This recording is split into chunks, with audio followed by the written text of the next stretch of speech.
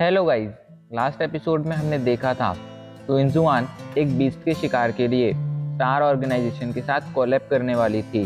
वो चाहती थी हानशेन भी उस शिकार में पार्टिसिपेट करे, इसलिए उसने जल्दी से हानशेन को उसका नाम रजिस्टर करने के लिए कहा था।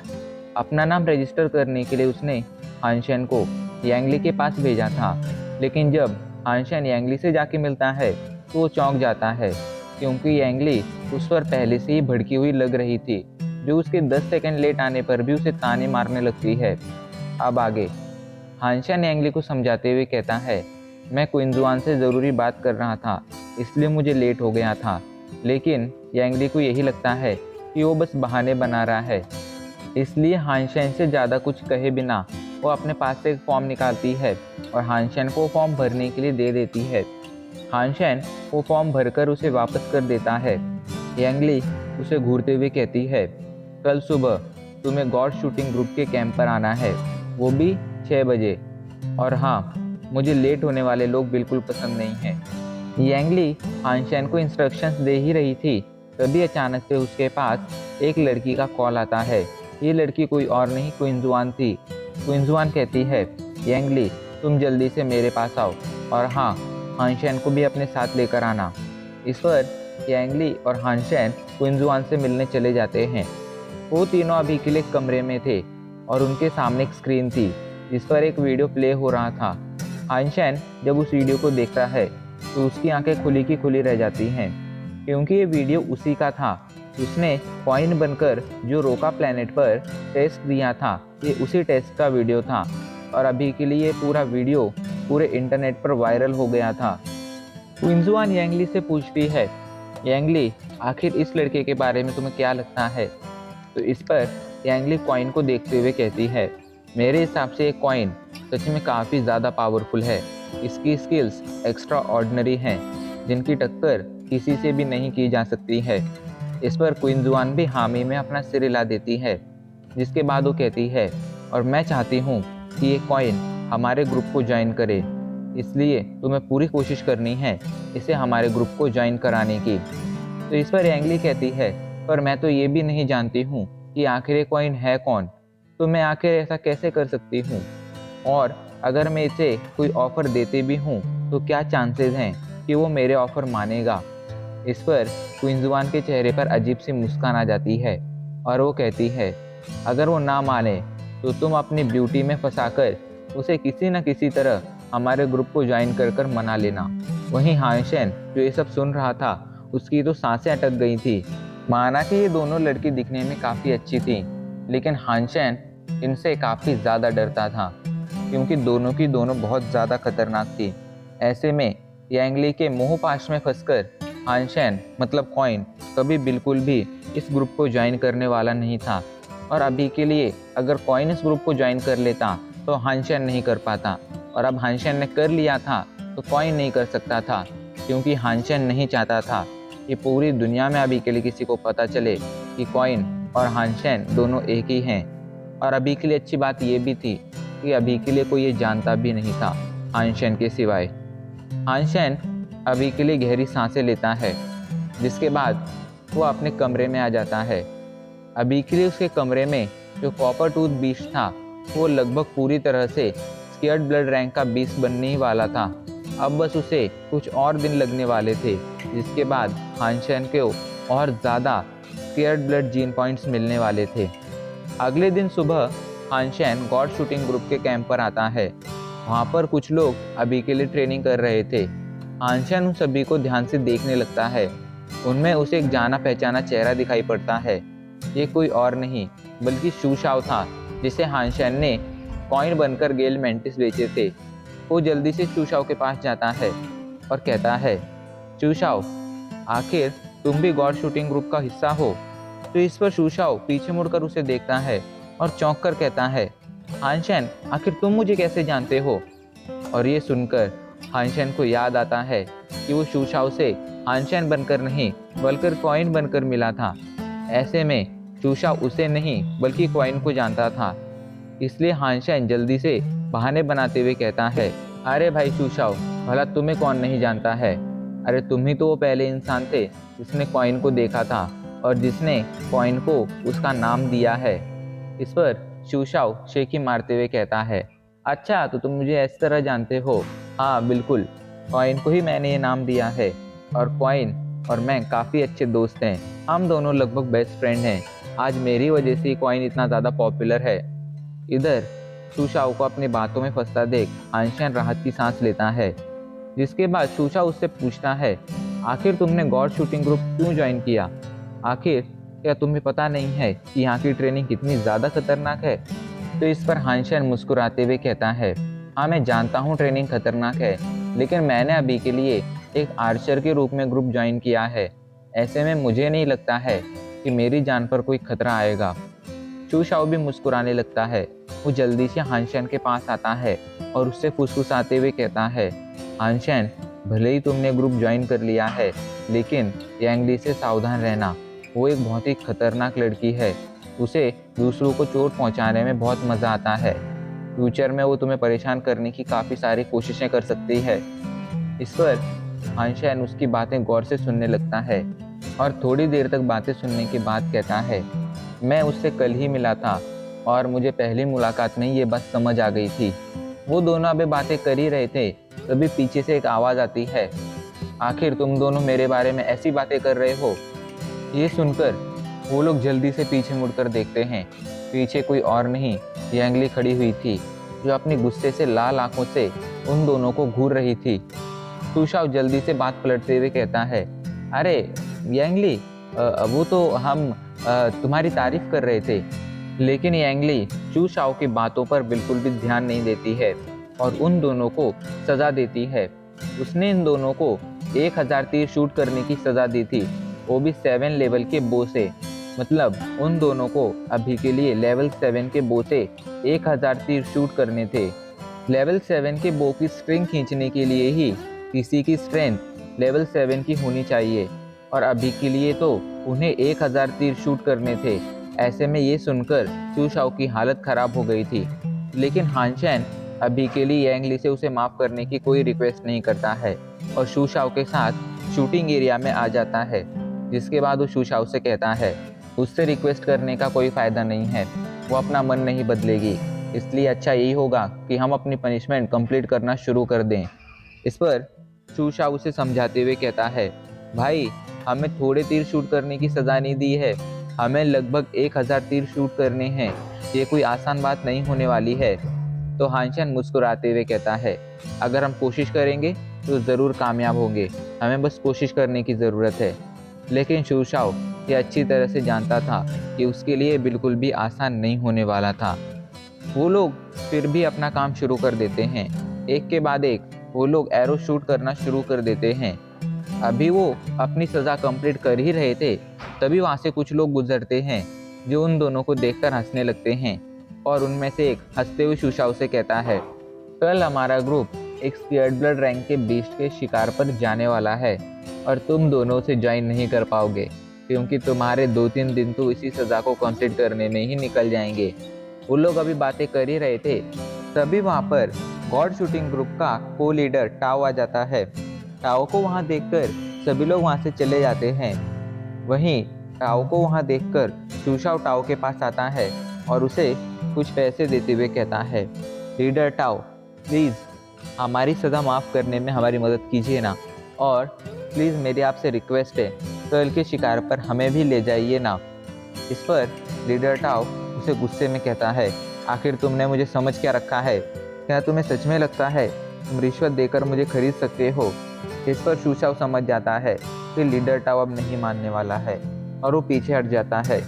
इधर जब वो हानशेन के पास आता है तो हानशेन पूछता है, क्या गॉड शूटिंग ग्रुप के रूल्स बहुत ज़्यादा स्ट्रिक्ट हैं? तो इस पर शूशाओ दांत भींचते हुए कहता है, काहे की स्ट्रिक्ट? कुछ भी स्ट्रिक्ट नहीं है। लीडर टाओ ने पहले भी मुझसे पैसे लेकर मेरी सज़ा माफ़ की है, लेकिन अभी के लिए वो ऐसा नहीं कर रहा है। शायद वो तुमसे किसी बात से चिढ़ा है।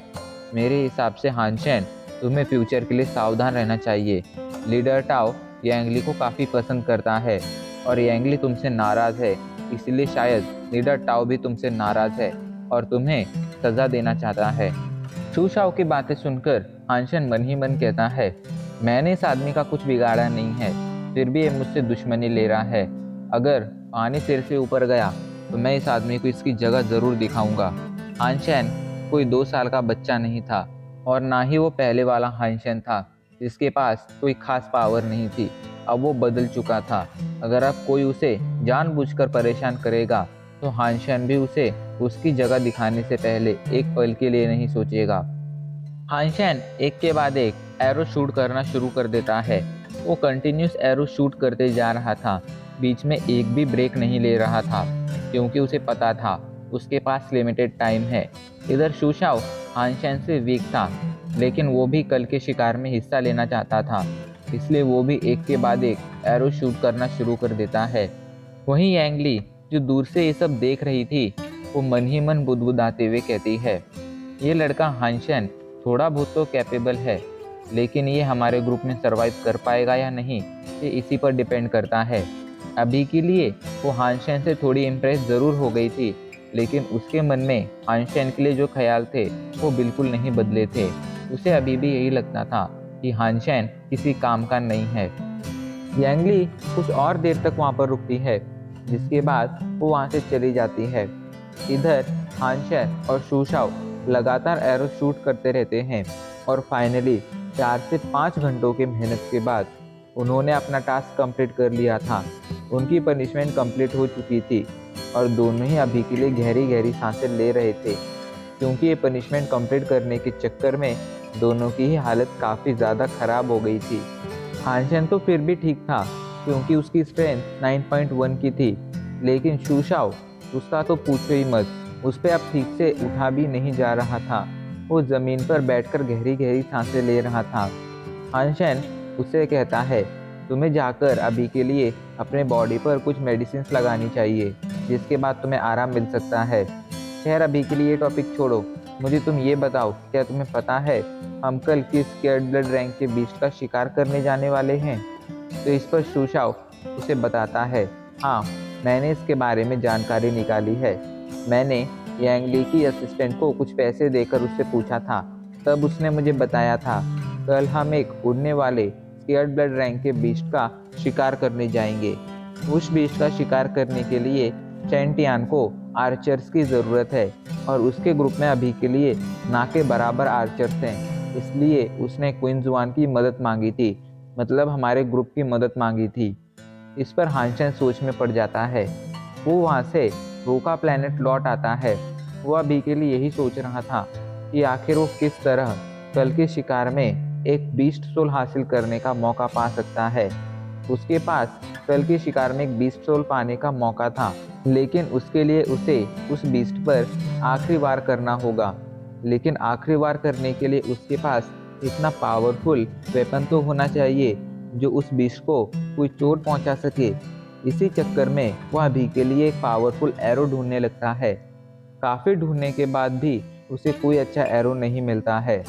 उसने डिसाइड किया था कि वो अभी के लिए जेड स्टील से बना हुआ कोई एरो ढूंढेगा, क्योंकि जेड स्टील स्टील से भी ज़्यादा पावरफुल और हल्का होता था और उसकी टफनेस का तो पूछो ही मत, उसकी टफनेस स्टील से कई गुना ज़्यादा होती थी। ऐसे में जेड स्टील का अगर एक छोटा सा पोर्शन भी किसी और अलॉय के साथ मिक्स कर दिया जाए तो उस वेपन की पावर काफ़ी ज़्यादा बढ़ जाती थी। इसलिए अभी के लिए वो एक जेड स्टील से बना हुआ एरो ढूंढ रहा था। वो निराश हो चुका था क्योंकि अभी के लिए उसके पास जितने पैसे थे उसमें एक जेड स्टील से बना एरो खरीदना बहुत मुश्किल होने वाला था। वो हार मानने ही वाला था, लेकिन तभी अचानक से उसे इंटरनेट पर एक एडवर्टाइजमेंट दिखती है जिसमें लिखा था, अगर किसी को जेड स्टील से बना एरो खरीदना है तो हमारे पास आ सकता है। इस एरो में जेड स्टील की मात्रा 1.2% है और इस एरो की कीमत 3 लाख रुपए है। अगर कोई इसे खरीदना चाहता है तो नीचे दिए गए नंबर पर कॉल करे।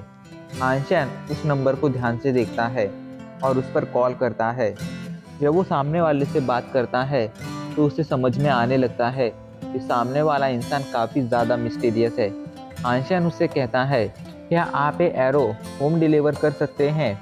तो इस पर वो आदमी कहता है, बिल्कुल नहीं, अगर तुम्हें एरो ख़रीदना है तो मैं जो एड्रेस दे रहा हूँ तुम्हें उसी एड्रेस पर आना होगा। हानशेन के पास और कोई चारा नहीं था, इसलिए वो मान जाता है। उस आदमी ने हानशेन को जो एड्रेस दिया था वो स्मॉल वैली का था। हानशेन स्मॉल वैली आ जाता है और उसे ढूंढने लगता है। फाइनली काफ़ी ढूंढने के बाद उसे वो आदमी मिल जाता है। हानशेन उस आदमी से मिलते ही समझ गया था ये आदमी काफ़ी ज़्यादा रहस्यमयी है। वो आदमी हानशेन को एरो दिखाते हुए कहता है, यही वो एरो है जिसे तुम खरीदना चाहते हो। तो हानशेन उस एरो को टेस्ट करने लगता है क्योंकि वो जानना चाहता था कि कहीं ये आदमी उसके साथ फ्रॉड तो नहीं कर रहा है। लेकिन थोड़ी देर तक अच्छी तरह से टेस्ट करने के बाद हानशेन को समझ आ जाता है कि ये एरो सच में काफ़ी पावरफुल है और सच में इसके अंदर 1.2% जेड स्टील है। इसलिए वो उस आदमी को 3 लाख रुपए दे देता है और उससे वो एरो खरीद लेता है। वो आदमी एरो बेचने के बाद हानशेन से कहता है, अगर तुम्हें फ्यूचर में कुछ खरीदना है तो तुम मेरे पास आ सकते हो। और हाँ, एक ज़रूरी बात, मैंने अभी के लिए तुम्हें जो ये एरो बेचा है उसे मैंने खुद से बनाया है, ना कि किसी मशीन से। ऐसे में ये एरो काफ़ी ज़्यादा यूनिक है और तुम इसकी तुलना उन मशीन से बने हुए एरो से बिल्कुल नहीं कर सकते हो। इस पर हानशेन अपना सिर हिलाता है और उस एरो को लेकर अपने घर लौट आता है और सीधा डेमन वर्ल्ड के लिए रवाना हो जाता है। सुबह होते होते वो डेमन वर्ल्ड पहुंच गया था। अब हमें सुबह का सीन दिखाया जाता है। स्टील आर्मर बेस के एंट्रेंस पर अभी के लिए शैंटियान का ग्रुप और क्विंजुआन का ग्रुप, ये दोनों ग्रुप साथ में खड़े हुए थे। क्विंजुआन शैंटियान से हाथ मिलाते हुए कहती है, शैंटियान, वक्त आ गया है मिशन शुरू करने का। हम लोग तैयार हैं, या तुम तैयार हो? इस पर शैंटियान भी मुस्कुराते हुए अपना सिर हिला देता है। शैंटियान की नज़र जब हानशेन पर पड़ती है तो वो काफ़ी ज़्यादा गुस्से में आ जाता है। वो हानशेन से नफरत करता था, लेकिन क्विंजुआन की वजह से वो हानशेन को कुछ भी कह नहीं सकता था। पर उसने डिसाइड किया था कि अगर इस शिकार में उसे मौका मिलेगा तो वो हानशेन को ज़रूर मार देगा। इधर शैंटियान के ग्रुप का एक मेंबर लावेंग हानशेन को परेशान करने जाता है, लेकिन तभी बीच में क्विंजुआन आ जाती है और कहती है, लावेंग, मैं जानती हूँ कि तुम्हारे और हानशेन के बीच में काफ़ी सारी बैड मेमोरीज हैं, लेकिन वो मेरे ग्रुप का हिस्सा है और अगर तुम उसे मेरे सामने बुली करने की कोशिश करोगे तो फिर मैं तुम्हें सज़ा देने से पहले एक पल के लिए भी नहीं सोचूंगी। क्विंजुआन की धमकी सुनकर वो पीछे हट जाता है और सभी लोग अब शिकार के लिए रवाना हो जाते हैं। वो लोग अभी के लिए एक जगह पर आए थे। ये जगह चारों तरफ से पहाड़ों से घिरी हुई थी। शैंटियान अपने पास से स्टारलाइट एरोज निकालता है जिसे स्टार ऑर्गेनाइजेशन ने बनाया था और वो उन्हें यांगली को देते हुए कहता है, यांगली, तुम अपने ग्रुप के आर्चर्स में ये बांट दो। यांगली अपने ग्रुप के टॉप 5 आर्चर्स को चुनती है, जिनमें हानशेन भी था, और वो उन सभी को ये एरो बांटने लगती है। लेकिन जब वो हानशेन को स्टारलाइट एरो देने जाती है तो बीच में शैंटियान आ जाता है और उससे कहता है, यांगली, मैं नहीं चाहता हूँ कि तुम इसे ये एरो दो। तो इस पर यांगली कहती है, मैं भला इसे एरो क्यों नहीं दे सकती हूँ? तो इस पर शैंटियान कहता है, ये एरो मैंने तुम लोगों को प्रोवाइड किए हैं, ऐसे में ये मैं ही डिसाइड करूँगा कि आखिर ये एरो किसे देने चाहिए और किसे नहीं। एंड अंत में यांगली को भी शैंटियान की बात माननी पड़ती है। वैसे भी यांगली हानशेन को कुछ खास पसंद नहीं करती थी, जो उसके लिए शैंटियान से लड़ने वाली थी, इसलिए उसने आसानी से शैंटियान की बात मान ली थी। अभी के लिए हानशेन को एक भी स्टारलाइट सीरीज का एरो नहीं मिला था। उसके पास गॉड शूटिंग ग्रुप के वो नॉर्मल एलॉय से बने हुए एरो थे, जिनका शायद ही उस स्केयर्ड ब्लड रैंक के बीच पर कोई खास असर होने वाला था। वहाँ पर मौजूद सभी पावरफुल लोगों को एक एक पोजीशन दे दी जाती है, लेकिन शैंटियान के ग्रुप के लोग हानशेन और शूशाओ को दूर भगा देते हैं, ये कहते हुए कि तुम लोग कोई पावरफुल इंसान नहीं हो जो तुम्हें कोई पोजीशन दी जाए। अभी के लिए शूशाओ और हानशेन ने उन लोगों से दूर अपने लिए एक जगह ढूंढ ली थी और वहीं से वो लोग उस स्केयर्ड ब्लड रैंक के बीच के सामने आने का इंतज़ार कर रहे थे। सभी का इंतज़ार ज़्यादा देर तक नहीं टिकता है और फाइनली आधे घंटे बाद एक बीस्ट बाहर आ जाता है। बीस्ट देखने में एक पर्पल ड्रैगन जैसा था। बीस्ट के बाहर आते ही सभी लोग उस पर एरो शूट करना शुरू कर देते हैं। एक के बाद एक आर्चर्स उस बीस्ट पर एरो शूट करते जा रहे थे।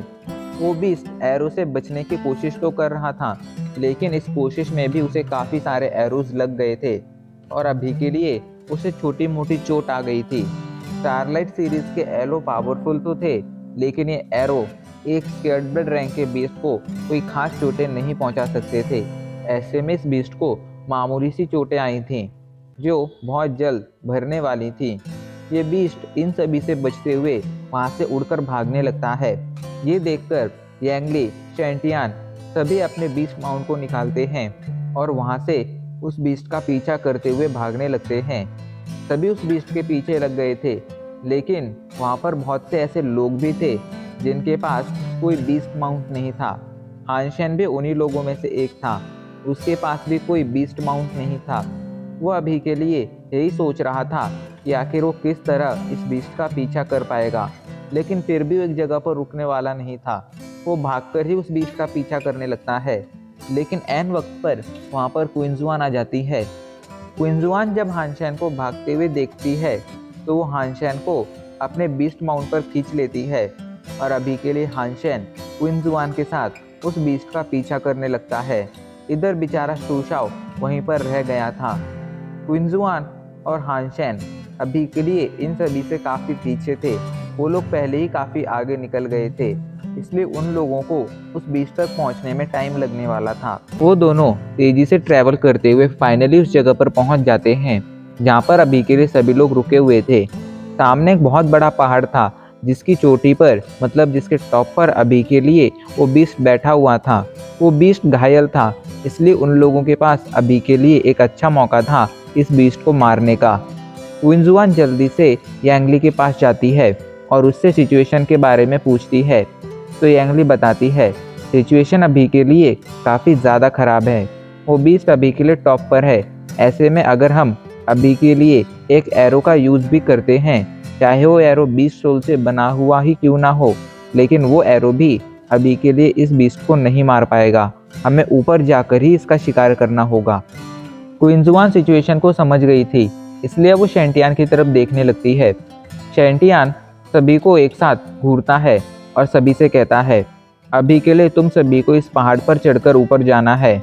जो भी ऊपर जाएगा मैं उसे स्केर्ड ब्लड रैंक के बीस्ट का दुगना मीट दूंगा। ये सुनकर सभी लालची लोग मान जाते हैं और एक के बाद एक ऊपर चढ़ना शुरू कर देते हैं। इधर क्विंजुआन भी ऊपर जाने लगती है, तो ये देखकर शैंटियान उसे रोकता है और कहता है, तुम्हें यहाँ पर नीचे रुककर सभी को इंस्ट्रक्ट करना चाहिए। तो क्विंजुआन उसे मना करते हुए कहती है, यहाँ पर कोई बच्चा नहीं है और तुम दोनों भी यहाँ पर हो, ऐसे में मुझे यहाँ रुकने की कोई ज़रूरत नहीं है।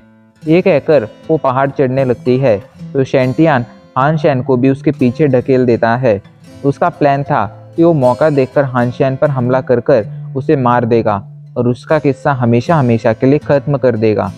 सभी लोग एक के बाद एक पहाड़ चढ़ने लगते हैं, लेकिन कुछ लोग जो पहाड़ के ऊपर पहुंचते हैं उन पर वो बीस्ट तुरंत हमला कर कर उन्हें मार देता है। इस पर क्विंजुआन सबको जल्दी से छिपकर और उस बीस्ट पर छिपकर हमला करने के लिए कहती है। इस पर सभी लोग छिप जाते हैं और फिर छिपकर उस बीस्ट पर हमला करने लगते हैं। उन सभी के एरो लगातार उस बीस्ट को लग रहे थे, जिस वजह से अब वो बीस्ट और ज़्यादा घायल हो गया था, लेकिन अभी भी वो अधमरा नहीं हुआ था। उसके मरने की कंडीशन नहीं आई थी।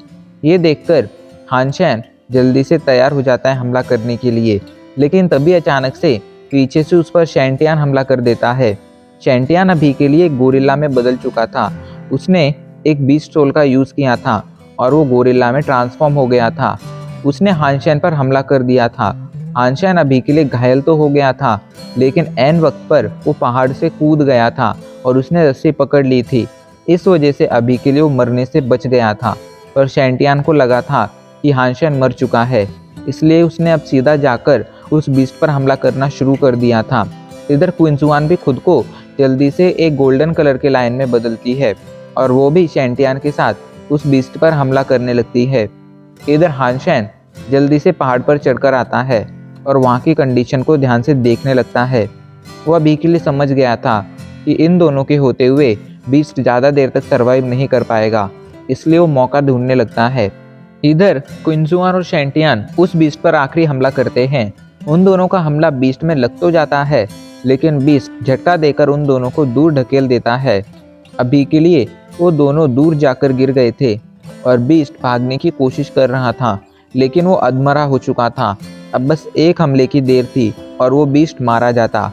ये देखकर शैंटियान जल्दी से अपना बो और एरो निकालता है और उस बीस्ट पर हमला कर देता है।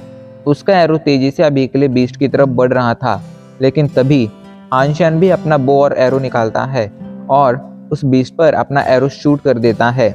अचानक से ही हानशेन का एरो शैंटियान के एरो को कट करते हुए सीधा जाकर उस बीस्ट को लगता है और हानशेन के हमले से वो बीस्ट मारा जाता है और सीधा खाई में गिर जाता है। अभी के लिए वो बीस्ट मर चुका था और हानशेन को उसकी पावर स्क्रीन दिखाई पड़ती है, लेकिन हानशेन के आखिरी हमले को देखकर सभी लोग चौंक गए थे। किसी को भी नहीं लगा था कि हानशेन आखिरी हमला करेगा। इधर इस बात से शैंटियान का पारा हाई हो गया था।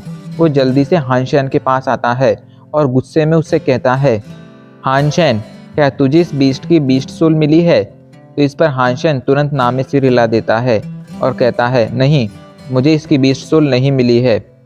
अब सीन चेंज हो जाता है और हमें कुछ टाइम बाद का सीन दिखाया जाता है। एक कमरे में अभी के लिए क्विंजुआन और हानशेन मौजूद थे। क्विंजुआन हानशेन से पूछती है, हानशेन, मुझे सच सच बताओ, क्या तुम्हें उस बीस्ट की बीस्ट सोल मिली थी? देखो, चिंता मत करो, अगर तुम मुझे वो बेचना चाहोगे तो मैं तुम्हें उसकी अच्छी कीमत दूंगी। इस पर हानशेन दोबारा से नामे सिर हिलाते हुए कहता है, देखो, मैं तुम्हें सच ही कह रहा हूँ, मुझे सच में उसकी बीस्ट सोल नहीं मिली है। और क्विंजुआन उसकी बात मान भी जाती है, क्योंकि बीस्ट सोल मिलना बिल्कुल भी आसान नहीं होता था।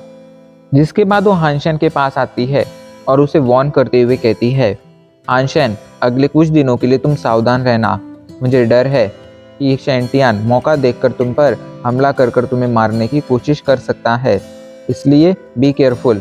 इस पर हानशेन भी अपना सिर हिला देता है। अब हमें कल का सीन दिखाया जाता है।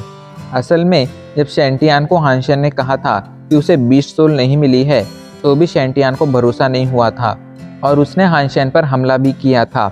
लेकिन ऐन वक्त पर बीच में क्विंजुआन आ गई थी और उसने शैंटियान को धमकी दी थी कि हानशेन उसके ग्रुप का मेंबर है। ऐसे में अगर शैंटियान हानशेन पर हमला करेगा तो क्विंजुआन ज़रूर बीच में आएगी और फिर शैंटियान को क्विंजुआन का सामना करना पड़ेगा। क्विंजुआन की वजह से शैंटियान तब पीछे हट गया था, लेकिन ये बात सभी समझ सकते थे कि शैंटियान चुप नहीं बैठा है। वो मौका आने पर हानशेन को मारने की कोशिश ज़रूर करेगा। हानशेन भी ये बात जानता था, इसलिए वो काफ़ी ज़्यादा केयरफुल था। अब सीन बदल जाता है और हमें कुछ टाइम बाद का सीन दिखाया जाता है। हानशेन अपने कमरे में मौजूद था और नहा रहा था।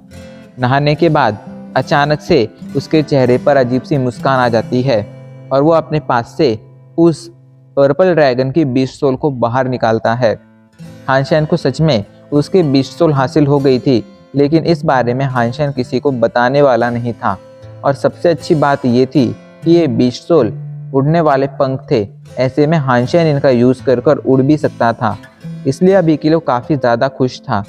इसके बाद जब वो अपने कमरे में आता है तो उसकी खुशी दुगनी हो जाती है, क्योंकि वो कॉपर टूथ बीस्ट जिसे उसने पर्पल क्रिस्टल खिलाया था, वो अभी के लिए पूरी तरह से एक स्केयर्ड ब्लड रैंक का बीस्ट बन चुका था।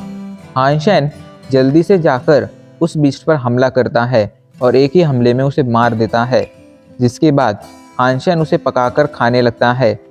हानशेन को इस बीस्ट को पकाकर खाने पर लगभग 7 और जीन पॉइंट्स मिलते हैं और अब उसके पास टोटल 25 जीन पॉइंट्स हो गए थे। इस बीस्ट को मारने के बाद हानशेन जल्दी से मार्केट जाकर एक दूसरा प्रिमिटिव लेवल का बीस्ट लेकर आता है और उसे भी एक क्रिस्टल खिला देता है। अगले कुछ दिनों तक हानशेन के पास और कोई काम नहीं था, इसलिए वो डिसाइड करता है कि वो शिकार के लिए एक कोई नई जगह पर जाएगा। इसी बारे में वो पोलर नाइट फोरम पर रिसर्च करता है और उसे डार्क स्वैम्प के बारे में पता चलता है। इस जगह पर काफ़ी खतरनाक बीस्ट पाए जाते थे, लेकिन हानशेन के लिए ऐसी जगह ही बहुत ज़्यादा इम्पोर्टेंट होती थी। अभी के लिए उसके पास उसका गोल्डन आर्मर था। ऐसे में हानशेन को इस बात का तो बिल्कुल भी डर नहीं था कि कोई उसे मार देगा, इसलिए हानशेन अब डिसाइड करता है कि अगले शिकार के लिए वो डार्क स्वैम्प जाएगा। लेकिन दुख की बात ये थी कि हानशेन के पास अभी के लिए कोई ऐसा वेपन नहीं था जिसकी मदद से वो किसी पावरफुल बीस्ट का सामना कर सके।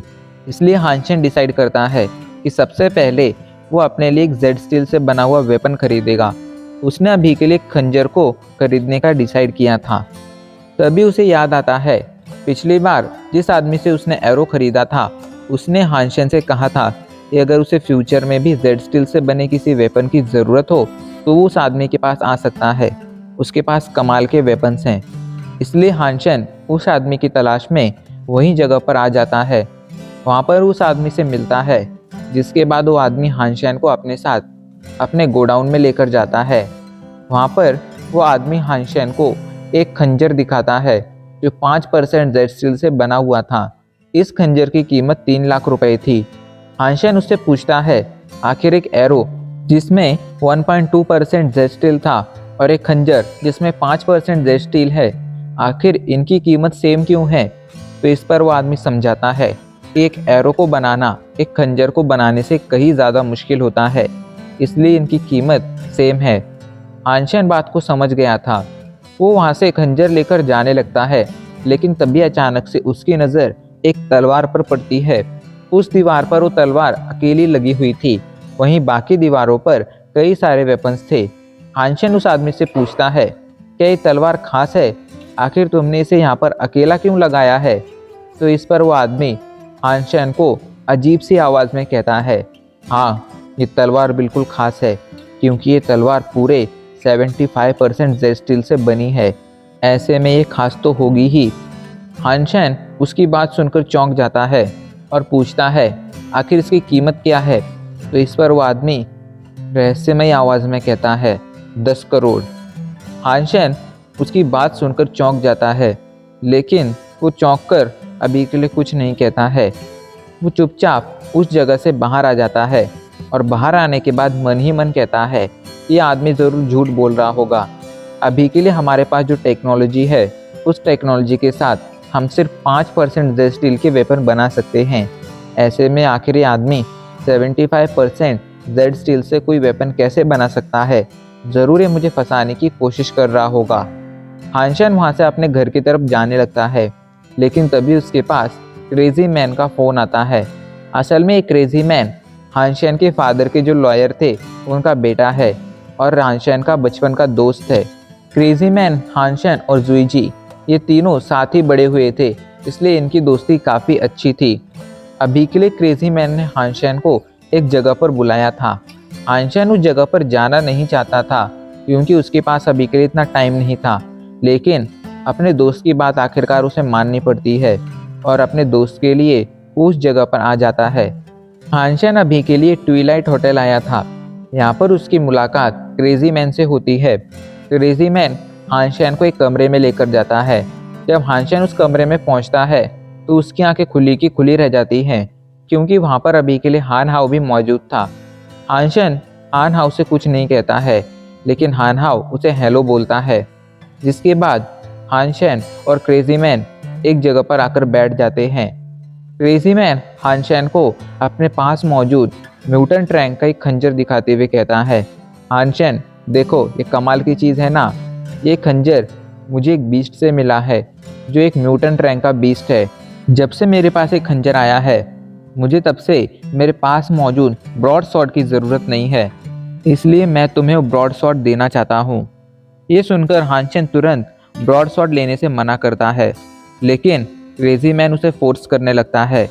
हानशेन अच्छी तरह से जानता था ब्रॉड स्वॉर्ड की कीमत बिल्कुल भी कम नहीं होती है।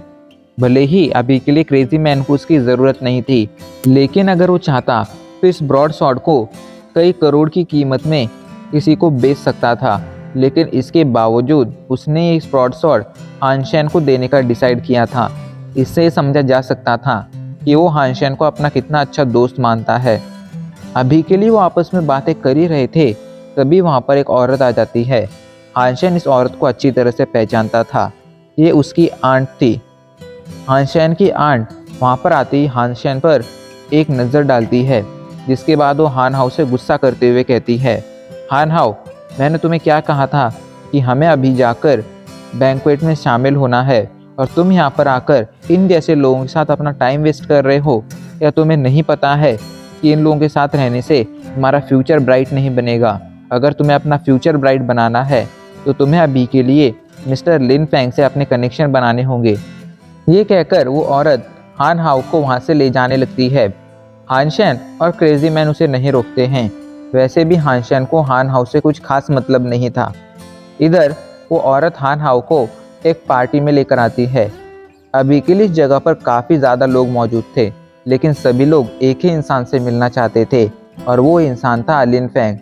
लिन फेंग जोंग इंडस्ट्री के मालिक का बेटा था, लेकिन जब वो पैदा हुआ था उसके पैदा होने के तुरंत बाद लिन फेंग के फादर को एक प्लेनेट मिला था, जिस प्लेनेट पर उन्हें काफ़ी रेयर मिनरल्स मिले थे। इस वजह से वो लिन फेंग को काफ़ी ज़्यादा प्रीशियस मानते थे। इसलिए सबसे छोटा होने के बावजूद उसकी फैमिली में उसकी अलग ही इम्पोर्टेंस थी। पार्टी में आए सभी लोग अभी के लिए लिन फेंग के साथ अच्छे कनेक्शन बनाना चाहते थे, इसीलिए सभी लोग उससे बात करने का मौका ढूंढ रहे थे। इधर हान शैन की आंट भी किसी न किसी तरह मौका जुटा लेती है और वो लिन फेंग से मिलने जाती है। वो लिन फेंग को अपने बारे में बताते हुए कहती है, यंग मास्टर लिन फेंग, मैं हानशी एंटरप्राइजेस से हान यू हूँ। मेरा बेटा हान हाउ आपकी तरह डेमनिक वर्ल्ड में मौजूद स्टील आर्मर बेस में ही है। ऐसे में अगर आपको फ्यूचर में किसी मदद की ज़रूरत पड़ती है तो आप मेरे बेटे को ढूंढ सकते हैं। मेरा बेटा आपकी हर मुमकिन मदद कर सकता है। हान हाउ भी जल्दी से आगे आता है और कहता है, हाँ, मैं स्टील आर्मर बेस को अच्छी तरह से जानता हूँ। अगर आपको फ्यूचर में किसी भी मदद की ज़रूरत पड़ती है तो आप मुझे ढूंढ सकते हैं। इस पर लिन फेंग कहता है, हाँ ज़रूर, मुझे फ्यूचर में अगर किसी मदद की ज़रूरत पड़ेगी तो मैं तुम्हें ज़रूर ढूंढूंगा। अभी वो बात कर ही रहे थे तभी हान शैन की आंट की नज़र उस पर पड़ती है और वो हान हाउ और लिन फेंग को वहीं बातें करता हुआ छोड़ सीधा हान शैन की तरफ आ जाती है और उससे गुस्से में कहती है, लड़के, ये जगह तुम जैसे लोगों के लिए नहीं है। अभी के लिए तू हान हाउ से जितना ज़्यादा दूर रहेगा उतना ही तेरे लिए अच्छा होगा। तेरी वजह से मेरे हान हाउ का फ्यूचर खतरे में आ सकता है और मैं नहीं चाहती हूँ कि ऐसा कुछ भी हो। इसलिए अच्छा यही होगा कि तू अभी के लिए यहाँ से चला जाए। और वो हान शैन को उस जगह से निकालने लगती है। लेकिन तभी वहाँ हो रहे शोर से अचानक से ही लिन फेंग की नज़र हान शैन पर पड़ती है और वो जल्दी से भागकर हान शैन के पास आता है और उससे लिपट कर कहता है, भाई हान शैन, मैंने तुम्हें कितना ढूंढा, आखिर तुम कहाँ चले गए थे? देखो, तुम्हारी तलाश में मैं यहाँ पर भी आ गया हूँ। अभी के लिए इस सिचुएशन को देखकर सभी चौंक गए थे। सभी की नज़रें हान शैन पर टिकी हुई थी और सभी अभी यही बातें कर रहे थे, आखिर ये लड़का कौन है जिसे मिस्टर लिन फेंग इतनी ज़्यादा इम्पोर्टेंस दे रहे हैं। लेकिन किसी के पास भी इस सवाल का जवाब नहीं था। हालांकि सभी को हान शैन को देखकर ये समझ आ रहा था कि वो कोई नोबेल नहीं है बल्कि कोई नॉर्मल ही इंसान है। लेकिन ऐसे में मिस्टर लिन फेंग आखिर ये क्यों कह रहे थे कि हान शैन ने उनकी जान बचाई है? किसी के पास भी अपने सवालों का जवाब नहीं था। इधर हान शैन की आंट और हान हाउ का तो मुंह खुला का खुला रह गया था। उन्हें अभी के लिए अपनी किस्मत पर यकीन ही नहीं हो रहा था। उनकी किस्मत आखिर इतनी खराब कैसे हो सकती है? पहले तो वो घर उनके हाथ से गया ही, अब मिस्टर लिन फेंग भी उनके हाथ से चले गए थे। हालांकि अब वो इस बात का कुछ कर नहीं सकते थे, इसलिए वो हान शैन को दोष देकर दूर खड़े रहते हैं। लिन फेंग हान शैन से कुछ और बातें करता है, जिसके बाद वो हान शैन से कहता है, चलो भाई, मैं तुम्हें सबसे मिलाता हूँ। लेकिन हान शैन कहता है, मुझे अभी के लिए कुछ काम है और वैसे भी ये जगह मेरे लिए ठीक नहीं है, इसलिए मुझे यहाँ से जाना चाहिए। तो इस पर लिन फेंग कहता है, तो ठीक है, चलो मैं तुम्हें तुम्हारे घर तक छोड़कर आता हूँ। लेकिन हान शैन मना कर देता है और वो क्रेजी मैन के साथ उस पार्टी से बाहर आ जाता है। क्रेजी मैन बाहर आते ही हान शैन से पूछता है, हान शैन, आखिर ये आदमी कौन था जो तुमसे इतना ज़्यादा लिपट रहा था? और आखिर लिन फेंग ये क्यों कह रहा था कि तुमने उसकी जान बचाई है? आखिर बात क्या है? तो इस पर हान शैन एक के बाद एक सभी घटनाओं को क्रेजी मैन को बता देता है और हान शैन की किस्मत को देखकर तो क्रेजी मैन अभी के लिए शॉक हो गया था। दोनों अभी के लिए कुछ और देर तक बातें करते हैं, जिसके बाद दोनों ही अपने अपने रास्ते पर निकल जाते हैं। हान शैन अपने घर की तरफ जा रहा था, लेकिन तभी अचानक से उसे कुछ लोगों की भगदड़ दिखाई पड़ती है। उसे समझ नहीं आ रहा था आखिर क्या हुआ है, लेकिन तभी अचानक से उसकी नज़र एक एलियन स्पेसशिप पर पड़ती है जो स्पेस से अभी के लिए उनके प्लेनेट रोका पर आई थी। हानशेन उस स्पेसशिप के डायरेक्शन में ध्यान से देखता है और उसे तुरंत ही बात समझ आ जाती है। वो जल्दी से उस स्पेसशिप के डायरेक्शन में भागने लगता है। वो समझ गया था कि ये स्पेसशिप शुरा स्पेसीज की है। शुरा स्पेसीज और ह्यूमन स्पेसीज दोनों ही एक दूसरे के कट्टर दुश्मन थे। अभी के लिए दोनों ही एक दूसरे से सख्त नफरत करते थे। उनके बीच की ये जंग पिछले हजारों सालों से चलती आ रही थी, लेकिन शुराज ह्यूमन से काफ़ी ज़्यादा पावरफुल होते थे। ऐसे में पिछले हजारों सालों में लगातार वो ह्यूमंस को हराते जा रहे थे। लेकिन आज से कुछ सैकड़ों सालों पहले जब ह्यूमंस को डेमन वर्ल्ड के बारे में पता चला, तो उन्होंने जीन पॉइंट्स हासिल करने के लिए डेमन वर्ल्ड में जाना शुरू कर दिया, जिस वजह से अब उनके जीन पॉइंट्स काफ़ी ज़्यादा बढ़ने लगे थे और उनकी जीन्स भी इवॉल्व होने लगे थे। इसी वजह से अभी के लिए ह्यूमंस पावरफुल होते जा रहे थे। इन्हीं जीन पॉइंट्स और 20 सोल का यूज़ कर कर ह्यूमंस इन शुराज का सामना कर पाते थे। शुराज देखने में किसी मॉन्स्टर जैसे लगते थे और उनकी पहचान उनके सर पर मौजूद सींग हुआ करता था। उन सींग को देखकर हमें पता लगा सकते थे कि ये शुरा आखिर कितना ज़्यादा पावरफुल है और किस लेवल का है। अभी के लिए हानशेन उस डायरेक्शन में भागते जा रहा था। वो आखिर ऐसा क्यों कर रहा था ये हम नहीं जानते हैं, लेकिन हानशेन स्पेसशिप के पास पहुंचकर आखिर क्या करेगा ये देखने में मज़ा ज़रूर आएगा। भागते भागते हानशेन उस जगह पर पहुंच जाता है जहां पर वो स्पेसशिप क्रैश हुई थी। अभी के लिए वो स्पेसशिप एक बिल्डिंग में घुस गई थी। तभी हानशेन की नज़र एक लड़की पर पड़ती है। ये छोटी सी लड़की किसी तरह अभी के लिए आसमान में लटकी हुई थी और देखकर ही पता चल रहा था कि वो किसी भी पल नीचे गिर सकती थी। हानशेन जब नीचे से उस लड़की को देखता है तो हानशेन को उस बच्ची की चिंता होने लगती है और तभी अचानक से उस स्पेसशिप का दरवाज़ा खुलता है और उससे एक शुरा बाहर आता है। इस शुरा का सींग गोल्डन कलर का था। इससे पता चल रहा था कि एक नोबल शुरा है। नोबल शुरा बहुत ज़्यादा पावरफुल होते थे। उनकी पावर की तुलना एक इवॉल्वर से की जा सकती थी। इवॉल्वर उन्हें कहा जाता था जिन्होंने अपने सभी तरह की जीन पॉइंट्स को कंप्लीट कर कर अपना पहला इवोल्यूशन कंप्लीट कर लिया हो। हानशेन किसी भी तरह उस लड़की को बचाना चाहता था, लेकिन अभी के लिए उसे समझ नहीं आ रहा था उसे क्या करना चाहिए। इधर उशुरा जैसे उस लड़की को देखता है तो उस बच्ची पर हमला करने जाता है। उसकी आंखों में कोई दया नहीं थी। इतनी छोटी बच्ची पर भी वो हमला करने वाला था। ये देखकर हानशेन खुद को रोक नहीं पाता है। वो जल्दी से खुद को अपने गोल्डन कलर के आर्मर से कवर करता है, जिसके बाद वो जल्दी से अपने बुल बीस्ट के बीस्ट सोल को बाहर निकालता है और फिर अपने पंख बाहर निकालकर वो तेजी से आसमान में उड़कर जाता है। और इससे पहले कि उस शुरा का हमला उस लड़की को लग पाता, उस बच्ची को लग पाता, हानशेन उस बच्ची को बचा लेता है। हानशेन के पास जो पंख थे वो पर्पल ड्रैगन के पंख थे। अच्छा था कि अभी के लिए उसके पास ये पंख थे। अगर उसके पास ये पंख नहीं होते तो चाहकर भी इस बच्ची को नहीं बचा पाता। इधर जब वो शुरा देखता है कि हानशेन ने उस बच्ची को बचा लिया है तो वो हानशेन के पीछे पड़ जाता है और हानशेन पर हमला करने लगता है। हानशेन किसी तरह उसके हमलों से बचते हुए उस बच्ची को एक बिल्डिंग पर लेकर आता है और उसे वहाँ पर छोड़ देता है। वो वहाँ से जाने ही वाला था, लेकिन तब भी अचानक से हानशेन की नज़र उस बिल्डिंग के अंदर पड़ती है। वहाँ पर अभी के लिए कई सारे छोटे छोटे बच्चे मौजूद थे। मतलब हानशेन ने उस लड़की को यहाँ पर लाकर बहुत बड़ी मुसीबत क्रिएट कर दी थी, क्योंकि अब वो शुरा इन सभी बच्चों को भी मारने की कोशिश करने वाला था। हानशेन समझ जाता है कि अगर वो इस जगह से हटा, यहाँ से गया, तो वो शुरा इन बच्चों को ज़रूर मार देगा। इसलिए हानशेन वहीं पर रुककर उससे फाइट करने का डिसाइड करता है। इधर हमें रिपोर्टर मैंग को दिखाया जाता है। रिपोर्टर मैंग अभी के लिए किसी सनसनी खबर की खोज में पूरे सिटी में घूम रहा था और तभी उसे स्पेसशिप क्रैश दिखा था, इसलिए वो दौड़कर यहाँ पर चला आया था। जब उसकी नज़र उस बच्ची पर पड़ी थी तो उसे भी उस बच्ची की चिंता होने लगी थी। एंड जब उसने देखा था कि कॉइन ने आकर उस बच्ची को बचा लिया है तो वो सच में काफ़ी ज़्यादा खुश हुआ था।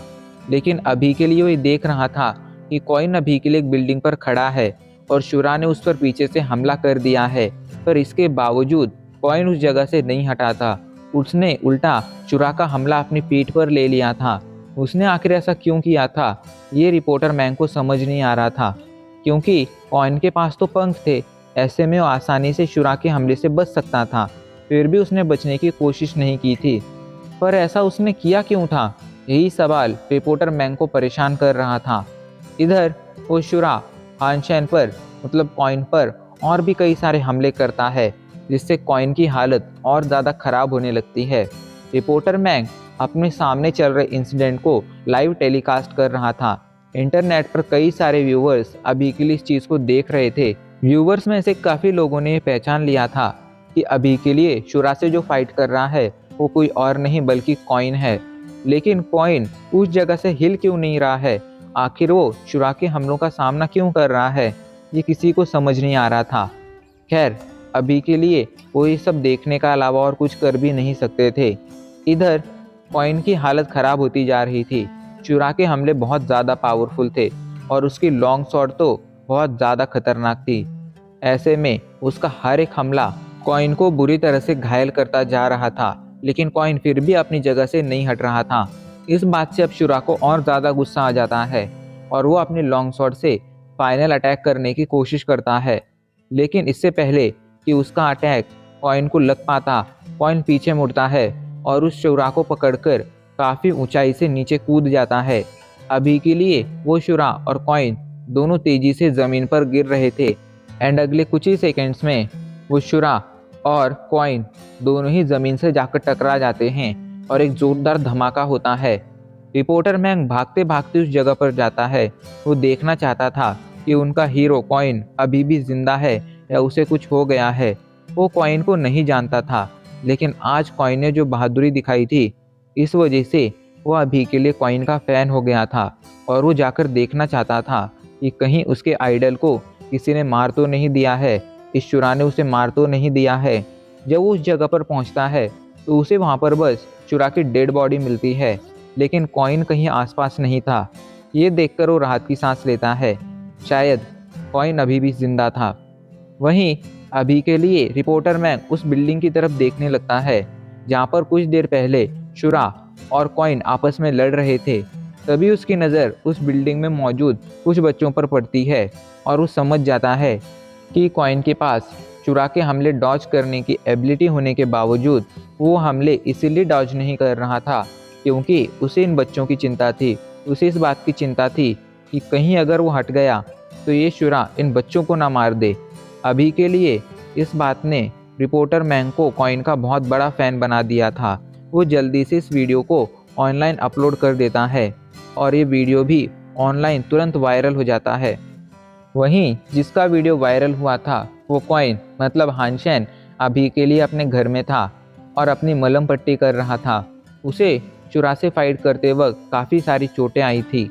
वो तो ये अच्छी बात थी कि शुरा पहले से ही घायल था। अगर वो पहले से घायल नहीं होता तो हानशेन चाहकर भी उसका मुकाबला नहीं कर पाता और उसे मार नहीं पाता।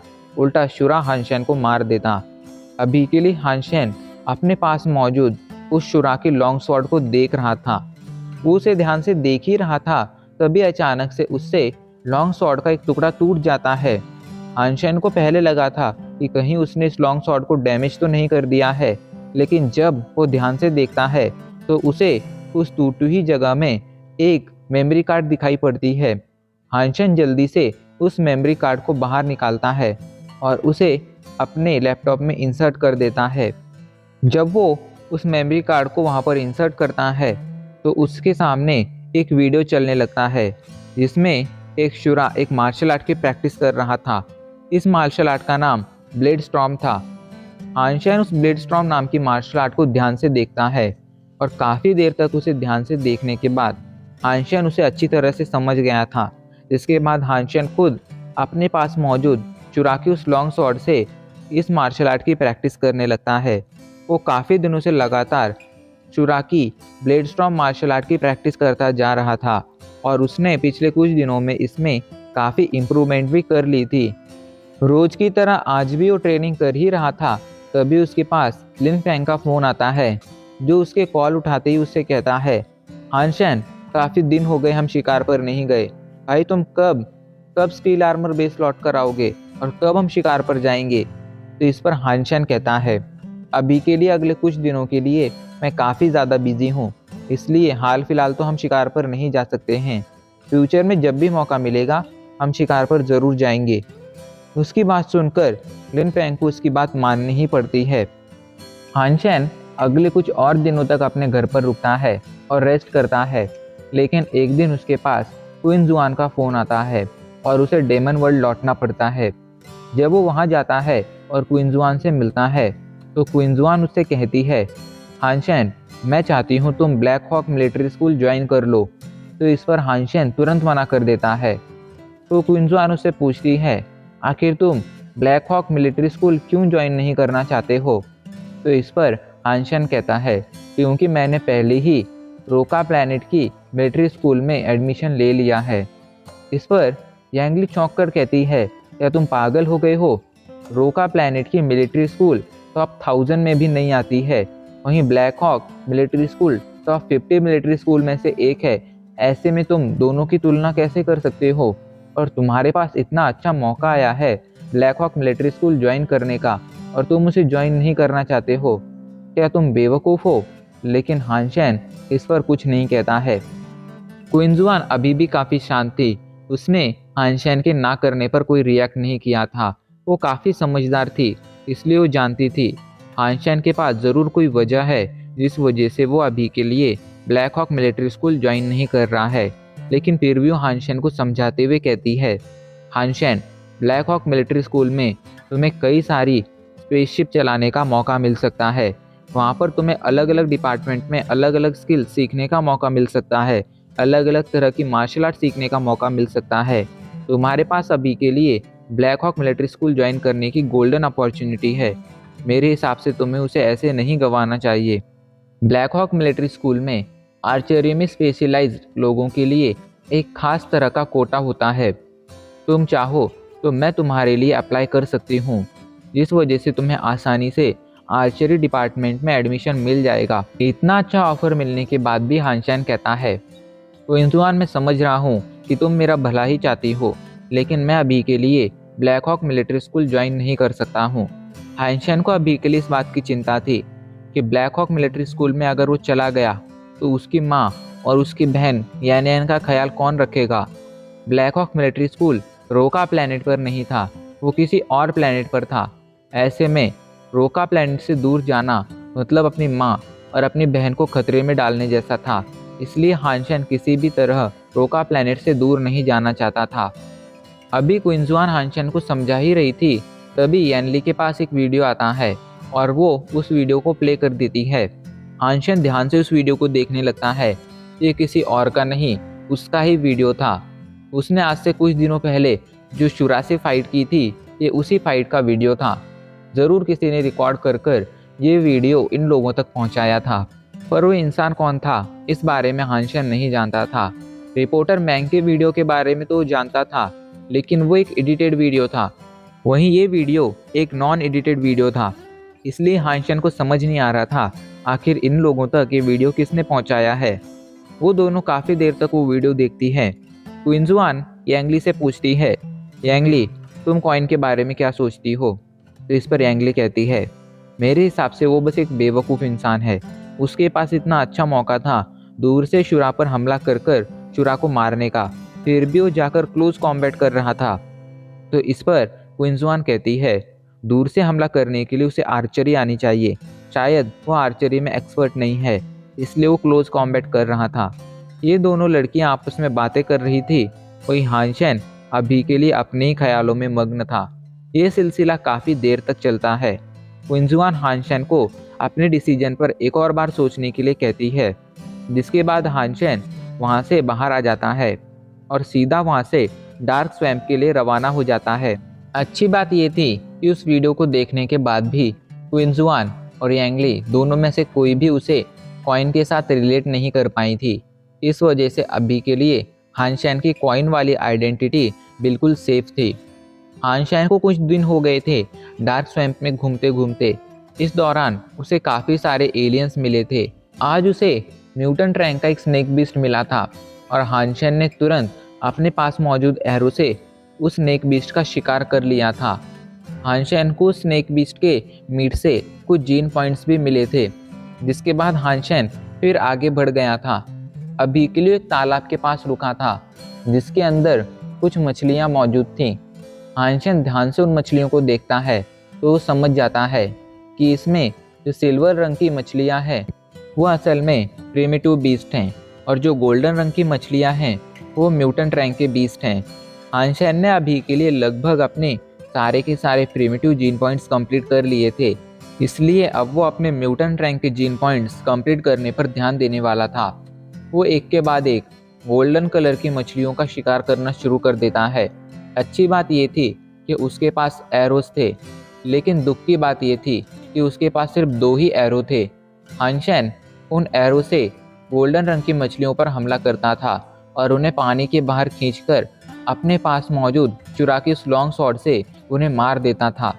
हानशन का ये सिलसिला काफ़ी देर तक चलता है। कुछ ही देर में उसने काफ़ी सारी गोल्डन रंग की मछलियों का शिकार कर लिया था।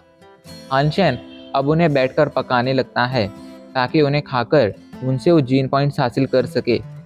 हानशन एक के बाद एक मछलियां खाना शुरू कर देता है। उसने अभी के लिए म्याउथ को भी बाहर निकाल लिया था और वो उसे भी मछलियां खिला रहा था ताकि म्याउथ जल्द से जल्द ट्रांसफॉर्म हो सके। डार्क स्वैम्प में आने का हानशन को काफ़ी फ़ायदा हुआ था। उसके म्यूटेंट जीन पॉइंट्स बढ़कर अब 31 हो गए थे। इस बात से हानशन काफ़ी खुश था। काफ़ी सारी गोल्डन मछलियों का शिकार करने के बाद हानशन को एक बीस्ट सोल भी मिली थी। अभी के लिए उसके पास म्यूटेंट रैंक की बीस्ट सोल आ गई थी, जिसी गोल्डन रंग की मछली की बीस्ट सोल थी। हानशन जल्दी से उस बीस्ट सोल को बाहर निकालता है और उसका टाइप चेक करता है। ये एक वेपन टाइप की बीस्ट सोल थी। हानशन जैसे ही बीस्ट सोल को बाहर बुलाता है, उसके हाथों में एक भाला आ जाता है जो देखने में ही काफ़ी ज़्यादा पावरफुल लग रहा था। हानशन के पास ये उसका पहला वेपन था, वो भी म्यूटेंट रैंक का। इस वजह से हानशन काफ़ी ज़्यादा खुश था। लेकिन तभी अचानक से वहाँ पर एक बड़ी सी चिड़िया आ जाती है जो देखने में ही काफ़ी ज़्यादा खतरनाक लग रही थी। हानशन देखकर ही समझ जाता है कि चिड़िया ज़रूर एक म्यूटेंट रैंक का बीस्ट है। हानशन उस पर हमला करने जा ही रहा था, लेकिन तभी उस चिड़िया से एक आदमी नीचे उतरता है और वो हानशन के पास आकर कहता है, लड़के, क्या वो खाना जो अभी के लिए उस पॉट में है वो तेरा है? तो इस पर हानशन अपना सिर हिला देता है। वो आदमी जल्दी से जाकर बिना पूछे ही उस खाने को चखता है, लेकिन जैसे ही वो एक बाइट खाता है उसे अपनी पावर स्क्रीन पर ये नोटिफिकेशन दिखाई पड़ता है, आपने गोल्डन मछली का मीट कंज्यूम किया है, आपको एक म्यूटेंट जीन पॉइंट हासिल हुआ है। इस नोटिफिकेशन को देखकर तो आदमी काफ़ी ज़्यादा खुश हो जाता है और वो जल्दी हानशन से कहता है, लड़के, मैं तेरे साथ एक्सचेंज करना चाहता हूँ। मैं तुझसे ये मीट खरीदना चाहता हूँ। बोल, तुझे इस मीट के बदले क्या चाहिए? तो इस पर हानशन कहता है, मुझे मीट नहीं बेचना है। वो लड़का ज़िद करता है, लेकिन हानशन उसकी बात नहीं मानता है। तो एट दी एंड वो लड़का हानशन पर हमला करने जाता है, पर हानशन भी कहाँ पीछे हटने वाला था। उस लड़के ने हानशन को कमज़ोर समझकर अपनी लाइफ की बहुत बड़ी गलती कर दी थी।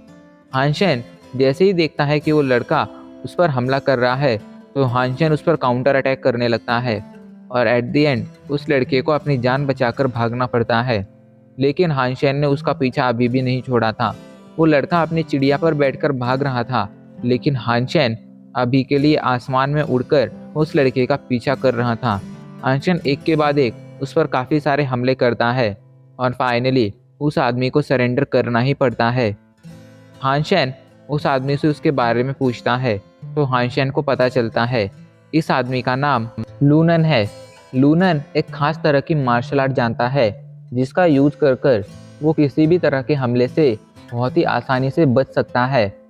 आप लोग यही सोच रहे होंगे, आखिर हानशन ने लूनन को छोड़ कैसे दिया? तो हानशन ने उसे फ्री में नहीं छोड़ा था। लूनन ने उसके बदले में हानशन को एक बीस्ट सोल दी थी। जिसके बाद हानशन और लूनन आपस में बातें करने लगते हैं। बातों ही बातों में हानशन उससे पूछता है, क्या तुमने आसपास कहीं मधुमक्खियों का कोई छत्ता देखा है? तो इस पर पहले तो वो चौंक जाता है, लेकिन फिर लूनन बताते हुए कहता है, यहाँ से एक डायरेक्शन में, उस डायरेक्शन की तरफ इशारा करते हुए कहता है, उस डायरेक्शन में मैंने काफ़ी सारे मधुमक्खी के छत्ते देखे हैं, लेकिन देखकर ही पता चल रहा था कि वो मधुमक्खियाँ काफ़ी खतरनाक हैं और हमें उनसे दूर रहना चाहिए। लेकिन हानशेन तो यहाँ पर उन मधुमक्खियों का शिकार करने ही आया था। ऐसे में उन मधुमक्खियों से दूर क्यों रहने वाला था? असल में हानशेन को अभी के लिए एक म्यूटेंट रैंक का एरो चाहिए था, इसलिए वो यहाँ पर उन मधुमक्खियों की खोज में आया था, क्योंकि इन मधुमक्खियों को मारने पर उसे म्यूटेंट रैंक का एक एरो मिल सकता था, जिसका यूज़ वो फ्यूचर में अपने शिकार के लिए कर सकता था। वो लूनन के साथ एक प्लान बनाता है और वो दोनों उस जगह से मधुमक्खियों के छत्ते वाले एरिया में आ जाते हैं। यहाँ पर कई सारे छत्ते मौजूद थे। हानशेन लूनन को इशारा करता है और उसके इशारा करते ही लूनन तुरंत अपनी चिड़िया से उन छत्तों पर हमला कर देता है। उसके ऐसा करते ही अचानक से उन छत्तों से कई सारी मधुमक्खियाँ बाहर आती हैं, जो एक के बाद एक उसके पीछे जाने लगती हैं और लूनन उन्हें अपने पीछे ले जाने लगता है। इधर हानशेन मौका देखकर उन मधुमक्खियों की रानी को मारने की कोशिश करता है और वो इसमें कामयाब भी रहता है, लेकिन उसे उस रानी की बीस्ट सोल नहीं मिलती है। लेकिन अभी के लिए वहाँ पर कई तरह की म्यूटेंट मधुमक्खियाँ थीं, इसलिए हानशेन अब उन्हें मारना शुरू कर देता है। वो एक के बाद एक उन मधुमक्खियों को मारे जाता है और एट द एंड उसे एक बीस्ट सोल मिल ही जाती है। फाइनली उसे एक बीस्ट सोल एरो मिल गया था। इस वजह से अभी के लिए वो काफ़ी ज़्यादा खुश था।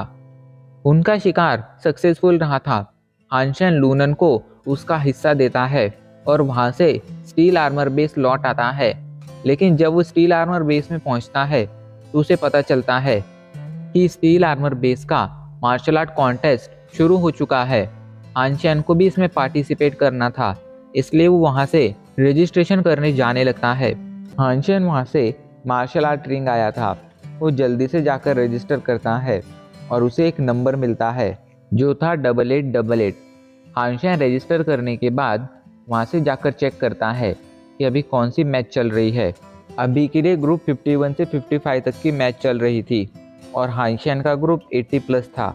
अभी के लिए हानशेन को वेट करना था, उसकी मैच कल होने वाली थी। हानशेन कुछ देर तक उस बैटल को देखता है। यहाँ पर उसे समझ आता है कि अभी के लिए 100 लोगों के एक एक ग्रुप बनाए थे। इन ग्रुप्स को एक बैटलफील्ड पर भेजा जाता था, जहाँ पर इन 100 लोगों को एक साथ एक दूसरे से फाइट करनी होती थी और आखिरी में जो एक बंदा बचता था वही विनर मान लिया जाता था और उसे राउंड 2 में भेज दिया जाता था। ऐसा करके वो लोग आसानी से एलिमिनेशन कंप्लीट कर लेते थे। मैच कल होने की वजह से हानशेन वहाँ से जाने लगता है, लेकिन तभी वहाँ पर शेंटियान लाओ वेंग के साथ आ जाता है और वो हानशेन से कहता है कि तुझ में हिम्मत है मुझे अपना ग्रुप नंबर बताने की? तो इस पर हानशेन कहता है मैं तो इस कंपटीशन में पार्टिसिपेट ही नहीं कर रहा हूँ। ये बात सुनकर लाओ वेंग उसका मजाक उड़ाते हुए कहता है ये लड़का सच में हद से ज़्यादा डरपोक है, इसमें हिम्मत नाम की कोई चीज़ ही नहीं है। ये तीनों बातें कर ही रहे थे, तभी वहाँ पर यांगली और क्विंजुआन आ जाते हैं। यांगली और क्विंजुआन ने इन तीनों की बातें सुन ली थी। क्विंजुआन हानशेन को बचाने के लिए और शेंटियान का ध्यान भटकाने के लिए उससे पूछती है शेंटियान अभी के लिए तुम्हारे मैच की प्रिपरेशन कैसी चल रही है? तो इस पर शेंटियान मुस्कुराते हुए कहता है मैं 100% श्योर हूँ कि मैं अगले राउंड में पहुँच जाऊँगा। तभी शेंटियान के ग्रुप के मैच की अनाउंसमेंट होती है और शेंटियान वहाँ से चला जाता है। वहाँ से क्विंजुआन हानशेन के पास आती है और कहती है क्या तुम शेंटियान से डरते हो? तो इस पर हानशेन कहता है हाँ मैं उससे डरता हूँ। क्विंजुआन कहती है क्यों? तो इस पर हानशेन कहता है कि शेंटियान बहुत ज़्यादा स्ट्रांग है और वो स्टार ऑर्गेनाइजेशन का यंग मास्टर भी है। ऐसे में मेरे जैसा नॉर्मल इंसान आखिर किस तरह उसे परेशान करने की हिम्मत कर सकता है? क्विंजुआन उसकी बात समझ गई थी, इसलिए वो आगे हानशेन से कुछ नहीं कहती है। हानशेन वहाँ से सीधा अपने कमरे में चला जाता है और रेस्ट करने लगता है। अगले दिन उसकी मैच थी। हानशेन एक दिन के लिए रेस्ट करता है और अगले दिन बैटलफील्ड के लिए रवाना हो जाता है। इधर बैटलफील्ड पर अभी के लिए काफ़ी सारे लोग आ गए थे। ये सभी हानशेन के ग्रुप से थे। अभी के लिए यहाँ पर 99 लोग आ गए थे और कोई एक इंसान मिसिंग था, और जो एक इंसान मिसिंग था वो कोई और नहीं बल्कि हानशेन था। एक आदमी गुस्से में कहता है हम सभी लोग यहाँ पर आ गए हैं, लेकिन अभी के लिए वो एक इंसान नहीं आया है। आखिर वो एक इंसान कौन है जो हम सभी को वेट कराने की हिम्मत कर रहा है, आने दो उसको, मैं उसका सर फोड़ दूंगा। अभी के लिए उसने ये कहा ही था, तभी वहाँ पर कॉइन आ जाता है और हंसते हुए कहता है, सॉरी, मैंने तुम सब लोगों को वेट कराया।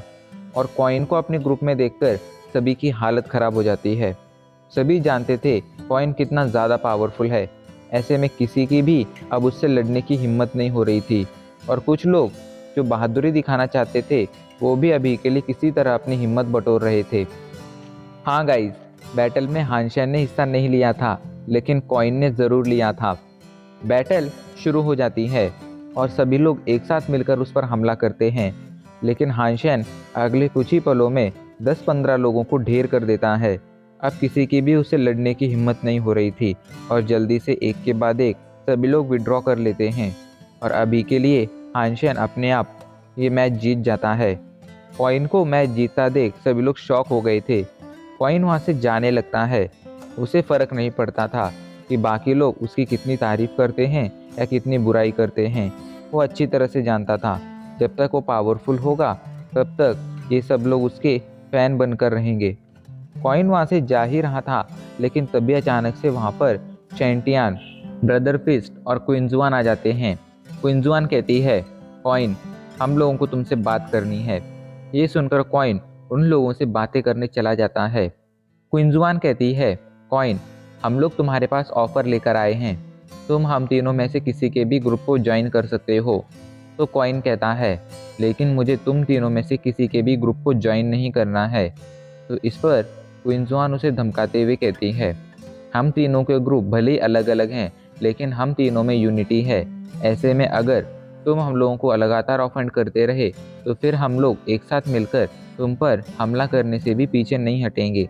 ऐसे में तुम्हारे लिए अच्छा यही होगा कि तुम हम तीनों में से किसी के ग्रुप को ज्वाइन कर लो। लेकिन कॉइन फिर भी ग्रुप ज्वाइन करने से मना कर देता है और वहाँ से जाने लगता है। लेकिन तभी अचानक से ब्रदर फिस्ट आगे आता है और कहता है, कॉइन, मैंने देखा है तुमने बहुत तेज़ी से अपने जीन पॉइंट्स बढ़ाए हैं।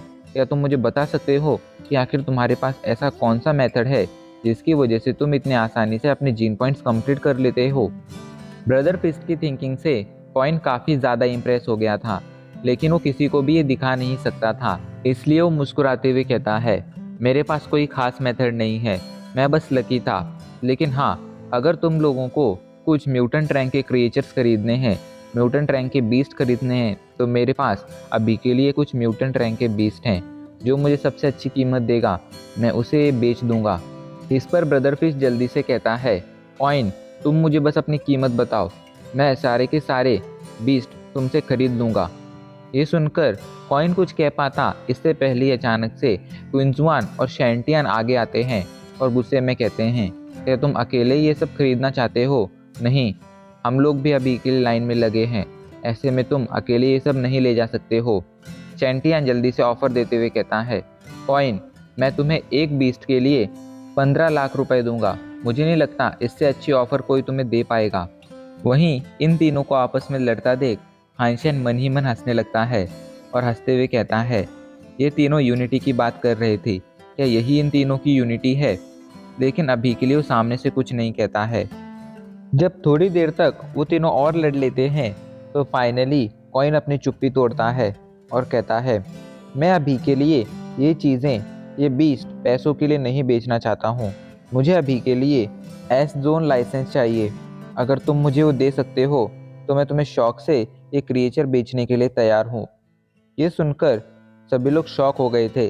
एस जोन मार्शल आर्ट का सबसे टॉप जोन था। एस जोन की मार्शल आर्ट को ही हाइपर जीन आर्ट कहा जाता था। ऐसे में उसकी लेवल का अंदाज़ा लगाया जा सकता था। इसलिए अभी के लिए सभी उसकी डिमांड सुनकर चौंक गए थे, क्योंकि एक एस जोन लाइसेंस इतना ज़्यादा कीमती होता था। एक इंसान के पास चाहे कितना ही पैसा क्यों ना हो, लेकिन अगर उसके पास एस जोन लाइसेंस नहीं होगा तो वो चाहकर भी एस जोन मार्शल आर्ट्स नहीं खरीद पाएगा। कॉइन की डिमांड ने उन तीनों को चौंका दिया था।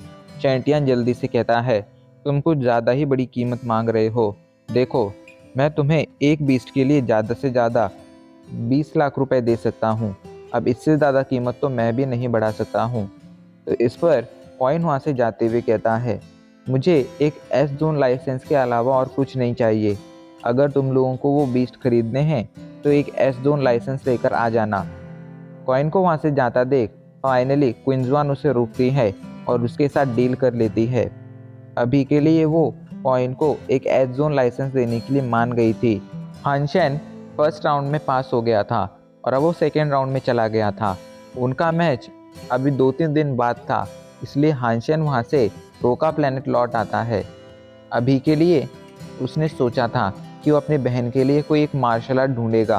काफ़ी रिसर्च करने के बाद उसे सेंट एंजल नाम की एक सही मार्शल आर्ट मिलती है जिसके इफ़ेक्ट काफ़ी अच्छे थे। इस वजह से हानशेन उसे चुनता है।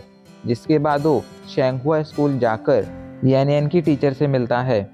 यान यान की टीचर उसकी बात सुनकर कहती है, तो तुम अभी के लिए यान यान की छुट्टी के लिए अप्लाई करने आए हो? तो इस पर हानशेन अपना सिर हिला देता है। यान यान की टीचर गुस्से में कहती है, तुम्हारे पेरेंट्स काफ़ी ज़्यादा इर्रिस्पॉन्सिबल हैं। पिछले कुछ टाइम में कुछ पेरेंट्स मीटिंग हुई है, लेकिन वो एक भी पेरेंट्स मीटिंग में नहीं आए थे। क्या उन्हें यान यान की कोई चिंता नहीं है? और देखो, आज जब छुट्टी लेने के लिए आए हो तो भी तुम ही आए हो, तुम्हारे पेरेंट्स में से कोई नहीं आया है। आखिर तुम्हारे पेरेंट्स इतने ज़्यादा इर्रिस्पॉन्सिबल कैसे हो सकते हैं? यान यान काफ़ी ज़्यादा टैलेंटेड है, लेकिन अभी भी वो अपनी ग्रोथ के लिए नॉर्मल न्यूट्रिएंट्स का यूज़ कर रही है। क्या तुम लोग नहीं चाहते हो कि यान यान पावरफुल बने? अगर हाँ, तो तुम्हें उसके लिए उसे अच्छे मतलब एडवांस न्यूट्रिएंट्स देने चाहिए, लेकिन तुम लोग अभी के लिए उसका कोई इंतज़ाम नहीं कर रहे हो। तो इस पर हानशेन अभी के लिए सोच में पड़ जाता है। वो जानता था यान यान की टीचर कोई बुरी इंसान नहीं है, वो अभी के लिए उनकी फैमिली कंडीशन के बारे में नहीं जानती है, इसीलिए ऐसी बातें कर रही है। इसलिए वो टीचर से रिस्पेक्टफुली पूछता है, टीचर आखिर यान यान के लिए जो एडवांस न्यूट्रिएंट्स लगेंगे उनमें से सबसे टॉप का पैकेज कौन सा है? और अगर यान यान उसे लेती है तो सालाना कितना खर्चा आएगा? तो इस पर यान यान की टीचर बताती है, सबसे टॉप का पैकेज एस रैंक पैकेज है, और अगर यान यान उसे लेती है तो तुम लोगों को सालाना लगभग 1.5 करोड़ का खर्चा आएगा। ये सुनकर हानशेन सोच में पड़ जाता है, आखिर वो किस तरह 1.5 करोड़ का इंतज़ाम करे। अभी के लिए उसे और कोई रास्ता भी नहीं सूझ रहा था, इसलिए अभी के लिए वो बस यान यान की छुट्टी कराता है और वहाँ से यान यान को घर ले आता है। अभी के लिए उसे यान यान के लिए 1.5 करोड़ का इंतज़ाम करना था। घर पहुंचकर हानशेन यान यान को सेंट एंजल मार्शल आर्ट दिखाता है। यान यान उस मार्शल आर्ट को प्रैक्टिस करने लगती है। काफ़ी देर बाद हानशेन जब उसकी प्रोग्रेस देखने जाता है तो उसकी प्रोग्रेस देखकर हानशेन भी काफ़ी ज़्यादा खुश हो जाता है। इसके बाद वो यान यान को समझाता है, यान यान जब मॉम घर पर आए तब तुम्हें उन्हें ये मार्शल आर्ट सिखानी है, और हाँ याद रखो, तुम्हें कभी किसी को इस मार्शल आर्ट के बारे में नहीं बताना है, और अगर गलती से भी किसी को इस बारे में पता चलता है और कोई तुमसे इस बारे में पूछता है तो तुम्हें बस इतना कहना है कि ये मार्शल आर्ट मुझे मेरे भाई ने दी है। तो इस पर यान यान समझने का इशारा करती है। इधर हमें क्विंजुआन और यांगली को दिखाया जाता है। क्विंजुआन कहती है, यांगली मैंने जो तुम्हें काम दिया था क्या तुमने वो कर लिया है? तो इस पर यांगली कहती है, हाँ स्टेशन हेड, मैंने कर लिया है, लेकिन मुझे नहीं लगता है कि वो लड़का इसके लायक है, आपको फिर से इस बारे में सोचना चाहिए। तो इस पर क्विंजुआन कहती है, मैं उस लड़के के मुंह से जानना चाहती हूँ आखिर वो क्यों Black hoc military school join नहीं करना चाहता है। अभी के लिए मेरे पास इसके अलावा कोई और चारा नहीं है, इसीलिए यही बेस्ट ऑप्शन है। ये कहकर वो यांगली से एक पिल ले लेती है। ये पिल हिप्नोटाइज करने की पिल थी, जो अगर कोई खा लेता था तो वो हिप्नोटाइज हो जाता था और वो हर सवाल का सच सच जवाब देता था। अगले दिन क्विंजुआन हानशेन से मिलती है, जिसके बाद वो दोनों कॉम्बैट रूम में आ जाते हैं, और काफ़ी देर तक कॉम्बैट करने के बाद जब वो दोनों ही थक जाते हैं तब क्विंजुआन पानी की 2 बॉटल्स लाती है और हानशेन को एक बॉटल देते हुए कहती है, अभी के लिए पानी पी लो, हम दोबारा से पानी पीने के बाद कॉम्बैट शुरू करेंगे। हानशेन को भी कोई शक नहीं होता है क्योंकि बॉटल पूरी तरह से सील पैक थी। ऐसे में अभी के लिए इसके कोई चांसेस नहीं थे कि बॉटल में कोई मिलावट हो, इसलिए वो पानी पी लेता है। लेकिन जैसे ही वो पानी पीता है उसे अचानक से चक्कर आने लगते हैं और उसे ऐसा फील होने लगता है कि उसकी बॉडी पर से उसका कंट्रोल छूट रहा है। लेकिन तभी अचानक से अपने आप उसकी आइस जेड स्किन एक्टिवेट हो जाती है और उसकी बॉडी की कंडीशन को नॉर्मल करने लगती है। हानशेन समझ गया था कि क्विंजुआन ने पानी में उसे मिलाकर ज़रूर कोई मेडिसिन दी है जिसे खाकर वो बेहोश हो जाएगा या ऐसी कंडीशन में पहुंच जाएगा जहां पर वो सच के अलावा और कुछ नहीं बोल सकता है। हानशेन ये बात समझ तो गया था, लेकिन अभी भी वो ऐसा ही नाटक करता है जैसे कि अभी के लिए वो हिप्नोटाइज हो गया हो। क्विंजुआन हानशेन से कहती है, हानशेन क्या मैं सुंदर हूँ? तो इस पर हानशेन कहता है, तुम बहुत सुंदर हो। तो क्विंजुआन कहती है, हानशेन आखिर तुम्हें मुझ में सबसे ज़्यादा सुंदर क्या लगता है? उसकी बात सुनकर हानशेन मन ही मन सोचता है, आखिर ये लड़की मुझे बहकाना क्यों चाहती है? लेकिन फिर भी वो जवाब देता है, मुझे तुम्हारी अपर बॉडी सबसे ज़्यादा अच्छी लगती है। तो क्विंजुआन कहती है, आखिर क्यों? तो इस पर हानशेन कहता है, क्योंकि वहाँ की स्किन बहुत सॉफ्ट है। तो क्विंजुआन अजीब सी मुस्कुराहट के साथ कहती है, अगर तुम्हें इतनी पसंद है तो तुम इसे टच कर सकते हो। और ये सुनकर हानशेन बिना किसी हिचकिचाहट के अपना हाथ आगे बढ़ाने लगता है। उसका हाथ क्विंजुआन को टच करने ही वाला था, लेकिन तभी क्विंजुआन झटका देकर उसका हाथ दूर कर देती है। क्विंजुआन को अब पूरा भरोसा हो गया था कि हानशेन हिप्नोटाइज हो गया है। वो हानशेन से पूछती है, आखिर तुम ब्लैक हॉक मिलिट्री स्कूल क्यों ज्वाइन नहीं करना चाहते हो? तो इस पर हानशेन कहता है, क्योंकि वो मेरे घर से काफ़ी ज़्यादा दूर है। ऐसे में अगर मैं ब्लैक हॉक मिलिट्री स्कूल चला गया तो उनकी प्रोटेक्शन कौन करेगा, उन्हें कौन संभालेगा? इस पर क्विंजुआन उसकी फ़िक्र समझ रही थी और वो समझ जाती है कि अभी के लिए हानशेन को उसे इस बात की कंफर्मेशन देनी होगी कि Black hoc military school join करने के बाद उसकी फैमिली भी सेफ रहेगी। वो हानशेन को नॉर्मल करने ही वाली थी, लेकिन तभी अचानक से उसके मन में एक सवाल आता है और वो हानशेन से वो सवाल पूछती है, हानशेन आखिर तुम मेरे बारे में क्या सोचते हो? तो इस पर हानशेन अजीब तरह से कहता है, क्विंजुआन मेरी नज़र में तुम अब तक की देखी हुई सबसे सुंदर लड़की हो। यही नहीं, तुम स्टील आर्मर बेस की भी सबसे सुंदर लड़की हो। ये सुनकर क्विंजुआन अजीब से ब्लश करने लगती है और वो अनजाने में ही हानशेन को एक ज़ोरदार थप्पड़ मारकर उसे अपने हिप्नोटिज्म से बाहर निकाल देती है। नॉर्मल होते ही हानशेन गुस्से में कहता है, आखिर तुमने मेरे साथ क्या किया था? तो इस पर क्विंजुआन कहती है, मैंने तुम्हारे साथ कुछ खास नहीं किया था, मैं बस इतना जानना चाहती थी कि आखिर तुम ब्लैक हॉक मिलिट्री स्कूल क्यों नहीं ज्वाइन करना चाहते हो। ये कहकर क्विंजुआन वहाँ से चेंज करने चली जाती है और हानशेन भी चेंज करने चला जाता है। जब वो दोनों बाहर आते हैं तो क्विंजुआन हानशेन से मिलकर कहती है, देखो हानशेन, मैं समझ रही हूँ तुम्हें अपनी फैमिली की चिंता है, लेकिन चिंता मत करो, अगर तुम एक बार black hoc military school join कर लोगे तो तुम्हारी फैमिली को मिलिट्री की प्रोटेक्शन मिलेगी। ऐसे में कोई भी उन पर चाह कर भी हमला नहीं कर पाएगा और वो लोग सेफ रहेंगे, इस बात की गारंटी मैं देती हूँ। इसलिए तुम्हें दोबारा से सोचना चाहिए। मेरे हिसाब से तुम्हें ब्लैक हॉक मिलिट्री स्कूल ज़रूर ज्वाइन करना चाहिए। हानशेन अभी के लिए कुछ कहता नहीं है, लेकिन जब वो वहाँ से बाहर आता है तब भी वो अभी के लिए Black hoc military school join करने के बारे में ही सोच रहा था। और फाइनली काफ़ी देर तक सोचने के बाद वो ये डिसीजन लेता है कि वो ज़रूर Black hoc military school join करेगा। और हमें रात का सीन दिखाया जाता है। हानशेन अभी के लिए लिन फेंग से मिलने आया था। वो अपने पास से 2 म्यूटेंट रैंक की गोल्डफिश निकालता है और उसे लिन फेंग को दे देता है। लिन फेंग अभी के लिए काफ़ी ज़्यादा खुश था। असल में शिकार पर जाने से पहले हानशेन ने लिन फेंग से कुछ एरो लिए थे, मतलब 2 एरो लिए थे। हाँ, शिकार में हानशेन ने जो 2 एरो का यूज़ किया था वो असल में उसके नहीं बल्कि लिन फेंग के थे। बदले में हानशेन ने उसे वादा किया था कि वो लिन फेंग के लिए ज़रूर एक म्यूटेंट रैंक का क्रिएचर, एक म्यूटेंट रैंक का बीस्ट लेकर आएगा। और अभी के लिए तो वो 2-2 बीस्ट लेकर आया था, इसलिए अभी के लिए लिन फेंग काफ़ी ज़्यादा खुश था। वो लोग अभी बातें कर ही रहे थे, तभी वहाँ पर शैंटियान लाओवेंग के साथ आ जाता है। शैंटियान लिन फेंग से कहता है, आखिर तुम इस लड़के के साथ क्या कर रहे हो? तो इस पर लिन फेंग कहता है, देखो शैंटियान, मैं जानता हूँ कि तुम में और हानशेन में दुश्मनी है, लेकिन हानशेन मेरा काफ़ी अच्छा दोस्त है और तुम्हें भी मैं जानता हूँ, तो क्यों ना मैं तुम दोनों की दुश्मनी सॉल्व करने की कोशिश करूँ? अगर तुम चाहो तो मैं ऐसा कर सकता हूँ। लेकिन शैंटियान कहता है, इसकी कोई ज़रूरत नहीं है। जिसके बाद वो लाओवेंग से कहता है, लावेंग चलो यहाँ से, कल तुम्हारी फाइट कॉइन से है, ऐसे में हमें कल की प्रिपरेशन करनी चाहिए। वहीं ये बात सुनकर हानशन मन ही मन कहता है, तो कल मुझे लावेंग से फाइट करनी है। हानशन अभी के लिए जानता था कि लावेंग और शैंटियान कॉइन से बहुत ज़्यादा चिढ़ते हैं, ऐसे में वो लोग कॉइन को मारने की पूरी कोशिश करेंगे। इसलिए अभी के लिए हानशन को पूरी प्रिपरेशन करनी थी। अगले दिन हमें मार्शल रिंग का सीन दिखाया जाता है। मार्शल रिंग अभी के लिए लोगों से खचाखच भरी हुई थी।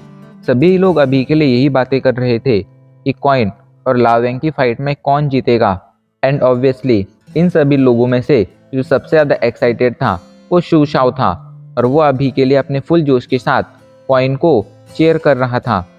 तभी वो अपने लोगों के साथ, मतलब गॉड शूटिंग ग्रुप के लोगों के साथ जाकर एक जगह पर बैठ जाता है। उसके बाजू में अभी के लिए एक मिस्टीरियस मैन बैठा था, जिसे देखकर वो काफ़ी ज़्यादा चौंक गया था। वो उस आदमी से बात करने की कोशिश भी करता है, लेकिन वो आदमी कोई जवाब नहीं देता है। वहीं सभी लोग अभी के लिए लावेंग और कॉइन की फाइट की बातें कर रहे थे। तभी एक आदमी कहता है, आखिर ये फाइट कौन जीतेगा? तो इस पर शू शाओ कहता है, ऑब्वियसली कॉइन ही जीतेगा। तो इस पर दूसरा कोई कहता है, तुम्हें लावेंग को कम में नहीं आंकना चाहिए, वो शैंटियान के ग्रुप का मेंबर है और शैंटियान कॉइन को अपना दुश्मन मानता है। ऐसे में इस चीज़ के पूरे चांसेस हैं कि वो कॉइन को मारने के लिए ज़रूर लावेंग की मदद चाहेगा और लावेंग को अपनी कई सारी बीस्ट सोल देगा ताकि वो कॉइन को मार सके। लेकिन इस पर भी शू शाओ कहता है, चाहे कुछ भी हो जाए पर जीतेगा तो कॉइन ही। शू शाओ की बात सुनकर उनका को लीडर टाओ कहता है, अगर तुम्हें उस पर इतना ही भरोसा है तो चलो एक शर्त लगाते हैं। अगर ये फाइट कॉइन जीता और उसने लावेंग को 1 मिनट के अंदर मार दिया तो मैं तुम्हें अपनी रेड बीस्ट की बीस्ट सोल दे दूंगा, और अगर कॉइन ऐसा नहीं कर पाया तो तुम्हें मुझे अपने नॉकटर्नल वुल्फ की बीस्ट सोल देनी होगी। ये सुनकर शू शाओ थोड़ा परेशान हो जाता है, क्योंकि किसी के लिए भी लावेंग को 1 मिनट के अंदर मारना बहुत ज़्यादा मुश्किल हो सकता था। इसलिए अभी के लिए सोच में पड़ जाता है। लेकिन ये देखकर को लीडर टाओ उसे भड़काने लगता है एंड फाइनली वो को लीडर टाओ से शर्त लगा लेता है। अभी के लिए उन दोनों को ऐसा करता देख यांगली काफ़ी ज़्यादा चौंक गई थी। वो मन ही मन कहती है, ये दोनों बेवकूफ़ हैं, ये दोनों उन दोनों को ठीक से जानते भी नहीं हैं और फिर भी उन लोगों पर शर्त लगा रहे हैं। इधर लावेंग बैटलफील्ड पर आ जाता है और कॉइन के आने का इंतज़ार करने लगता है। सभी आसपास देखने लगते हैं, लेकिन किसी को भी कॉइन नहीं दिख रहा था। पर तभी अचानक से वो मिस्टीरियस मैन जो शू शाओ के साइड में बैठा था, वो अचानक से खड़ा हो जाता है और अपने ऊपर से ब्लैंकेट हटा देता है। उसे देखकर शू शाओ चौंक जाता है, क्योंकि ये कोई और नहीं बल्कि कॉइन था। कॉइन वहाँ से सीधा बैटलफील्ड पर जाने लगता है। तभी पीछे से शू शाओ कहता है, कॉइन तुम्हें किसी भी तरह फाइट जीतनी होगी। पर जवाब में कॉइन कुछ नहीं कहता है। हालांकि उसने कुछ नहीं कहा था, लेकिन उसने मन ही मन डिसाइड कर लिया था कि वो ये फाइट जीतने की हर मुमकिन कोशिश करेगा। जैसे ही कॉइन बैटलफील्ड पर जाता है तो लावेंग उसे घूरने लगता है, लेकिन तभी बैटल स्टार्ट होने की अनाउंसमेंट हो जाती है। अनाउंसमेंट होते ही अचानक से लावेंग खुद को एक गोरिल्ला के फॉर्म में बदल लेता है। अभी के लिए उसने जिस बीस्ट सोल का यूज़ किया था वो एक स्केर्ड ब्लड रैंक की ट्रांसफॉर्मेशन बीस्ट सोल थी। शैंटियान ने उसे ये फाइट जीतने के लिए एक स्केर्ड ब्लड रैंक की बीस्ट सोल और 2 म्यूटेंट रैंक की बीस्ट सोल दी थी, और अभी के लिए शैंटियान किसी भी हालत में कॉइन को मारना चाहता था। वहीं लावेंग को ये बीस्ट सोल यूज़ करता देख अभी के लिए शू शाओ काफ़ी परेशान हो गया था। उसे सच में चिंता होने लगी थी कि क्या सच में कॉइन 1 मिनट के अंदर लावेंग को मार पाएगा, क्योंकि अभी के लिए लावेंग एक स्केर्ड ब्लड रैंक की बीस्ट सोल का यूज़ कर रहा था। लावेंग को gorilla transformation beast soul use करता देख हानशन भी जल्दी से अपनी बीस्ट सोल एक्टिवेट करता है और खुद को बुल बीस्ट में बदल लेता है। जिसके बाद वो अपने पास से एक स्वॉर्ड बाहर निकालता है और उस स्वॉर्ड से सीधा जाकर लावेंग पर हमला कर देता है। लेकिन उसके हमले से लावेंग को कोई फर्क नहीं पड़ता है। उल्टा वो एक झटका देकर कॉइन की हाथ की बीस्ट सोल को दूर उछाल देता है। अभी के लिए सभी लोग इस नज़ारे से चौंक गए थे और शैंटियान तो काफ़ी ज़्यादा खुश हो गया था। लावेंग का भी हौसला अब 7वें आसमान पर पहुंच गया था। वो जल्दी से जाकर कॉइन पर हमला करने जाता है, लेकिन वो ये नहीं जानता था कि ये तो कॉइन की चाल थी। कॉइन जल्दी से अपने पास मौजूद चुराकी वो स्वॉर्ड निकालता है और जैसे ही लावेंग उसके पास पहुंचता है, कॉइन एक ही हमले में उसे मौत के घाट उतार देता है। अभी के लिए बैटलफील्ड में जो भी हुआ था वो देखकर सभी लोग काफ़ी ज़्यादा शॉक थे। किसी को भी यकीन नहीं हो रहा था। यांगली चौंक कर कहती है, बस एक हमला और एक ही हमले में लावेंग मारा गया। इधर उससे ज़्यादा तो शौक सेंटियान था और सेंटियान को अभी के लिए काफ़ी ज़्यादा दुख भी हो रहा था। उसे लावेंग की मौत का दुख नहीं था, उसे दुख इस बात का था कि उसकी गोरिल्ला बीस्ट सोल और 2 म्यूटेंट रैंक की बीस्ट सोल अब पूरी तरह से तबाह हो चुकी हैं, क्योंकि ओनर के मरने के बाद उनके पास मौजूद बीस्ट सोल भी खत्म हो जाती थी। अभी के लिए लावेंग मर चुका था। ऐसे में शेंटियान ने उसे जो स्केर्डल रैंक की बीस्ट सोल और 2 म्यूटेंट रैंक की बीस्ट सोल दी थी वो अभी के लिए पूरी तरह से तबाह हो चुकी थी। इस बात से शेंटियान बहुत ज़्यादा दुखी था। इधर सुशाओ तो बहुत खुश था, यहाँ तक कि वो खुशी से नाचने लगा था। कॉइन ने सिर्फ 0.9 सेकेंड में उसे मार गिराया था, उसे मतलब लावेंग को मार गिराया था। इस बात से अभी के लिए सुशाओ काफ़ी खुश था और उसे कॉइन की पावर पर और ज़्यादा भरोसा होने लगा था। सभी लोग कॉइन की जीत पर उसे चीयर करने लगते हैं। आज सभी ने कॉइन की पावर का लोहा मान लिया था, लेकिन इधर शेंटियान हद से ज़्यादा गुस्से में था। वो मन ही मन कहता है, अगली बार जब भी मुझे मौका मिलेगा तो मैं तुझे जिंदा नहीं छोड़ूंगा। वहीं हानशेन के मन में भी अभी के लिए यही चल रहा था। अब सीन बदल जाता है और हमें एक दिन बाद का सीन दिखाया जाता है। अभी के लिए गॉड शूटिंग ग्रुप के एरिया में सुशाओ अपनी नई बीस्ट सोल पर घूम रहा था। कॉइन के शर्त जीतने के बाद कैप्टन टाओ को सुशाओ को अपने पास मौजूद रेड बीस्ट की बीस्ट सोल देनी पड़ी थी। ये बीस्ट सोल माउंट टाइप की बीस्ट सोल थी, मतलब एक तरह की सवारी थी। इस वजह से सुशाओ काफ़ी ज़्यादा खुश था, क्योंकि ये एक म्यूटेंट रैंक की सवारी थी। बेचारा हानशेन जो दूर से ये सब देख रहा था, वो मन ही मन कहता है, लावेंग को मारा मैंने, सारी मेहनत मैंने की और इसके बाद भी मुझे मिला क्या? सिर्फ शेंटियान की दुश्मनी। और वहीं इसने बस एक शर्त लगाई और उस शर्त में जीतने के बाद इसे एक म्यूटेंट रैंक की सवारी मिल गई। यहाँ तक कि मेरे पास भी अभी के लिए कोई म्यूटेंट रैंक की सवारी नहीं है। सच में इस लड़के का तो उस बेट से काफ़ी ज़्यादा फायदा हुआ है।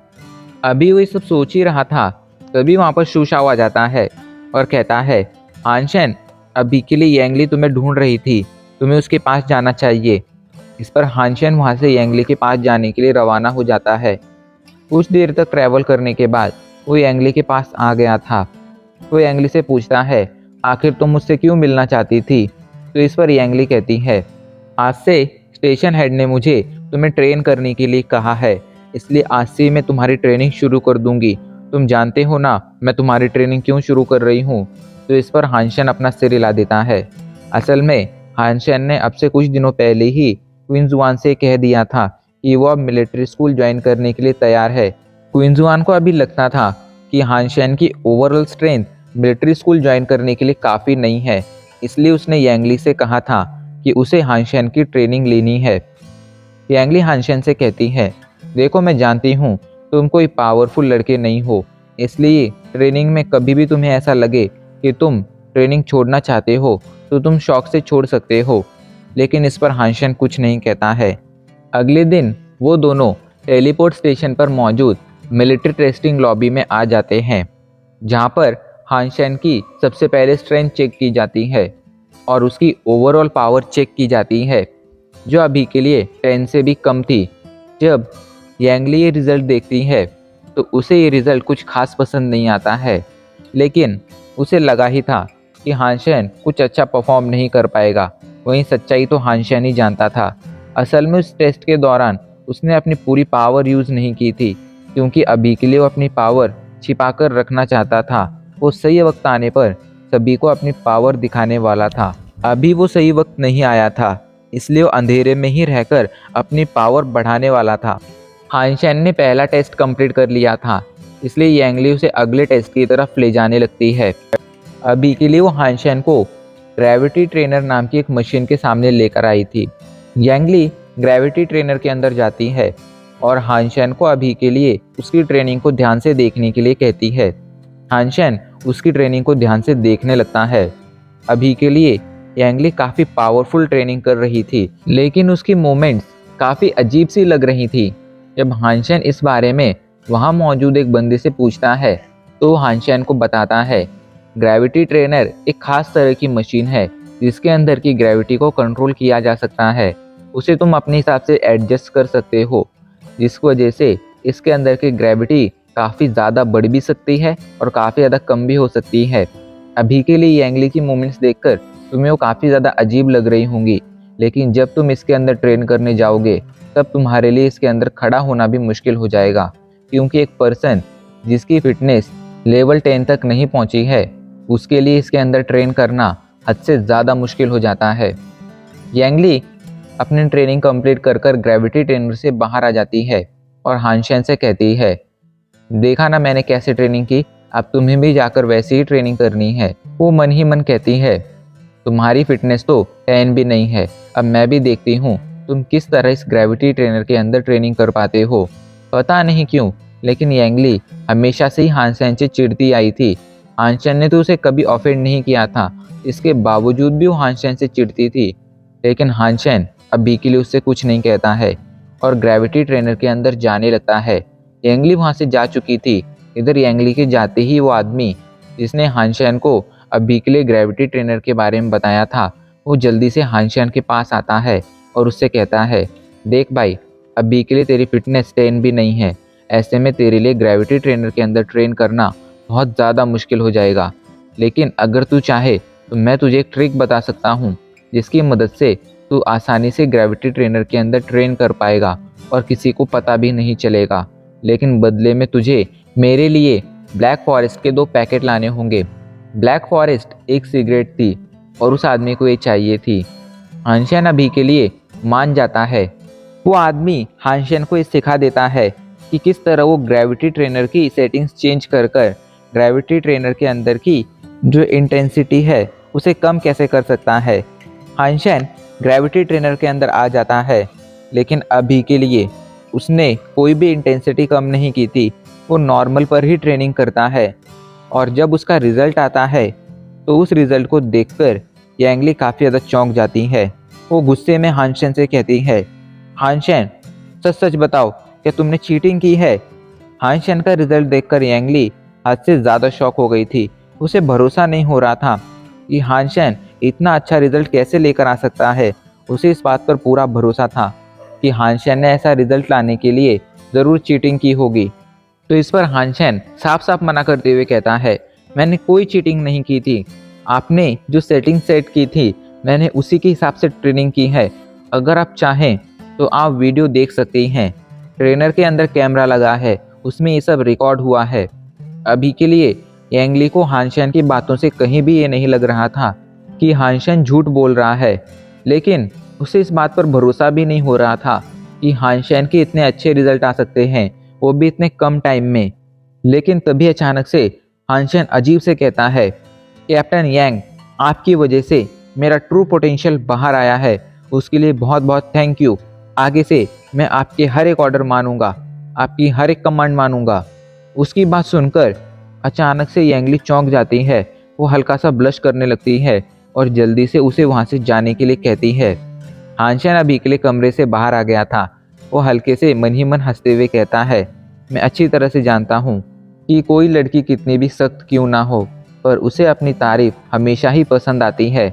अभी के लिए हानशेन काफ़ी ज़्यादा खुश था कि फालतू में उसे कोई एक्स्ट्रा पनिशमेंट नहीं मिली थी। लेकिन इधर यांगली ने डिसाइड कर लिया था कि वो हानशेन की ट्रेनिंग की डिफ़िकल्टी और ज़्यादा बढ़ाएगी। और अब इसी के साथ हमारा एपिसोड आज यहीं पर ख़त्म हो जाता है।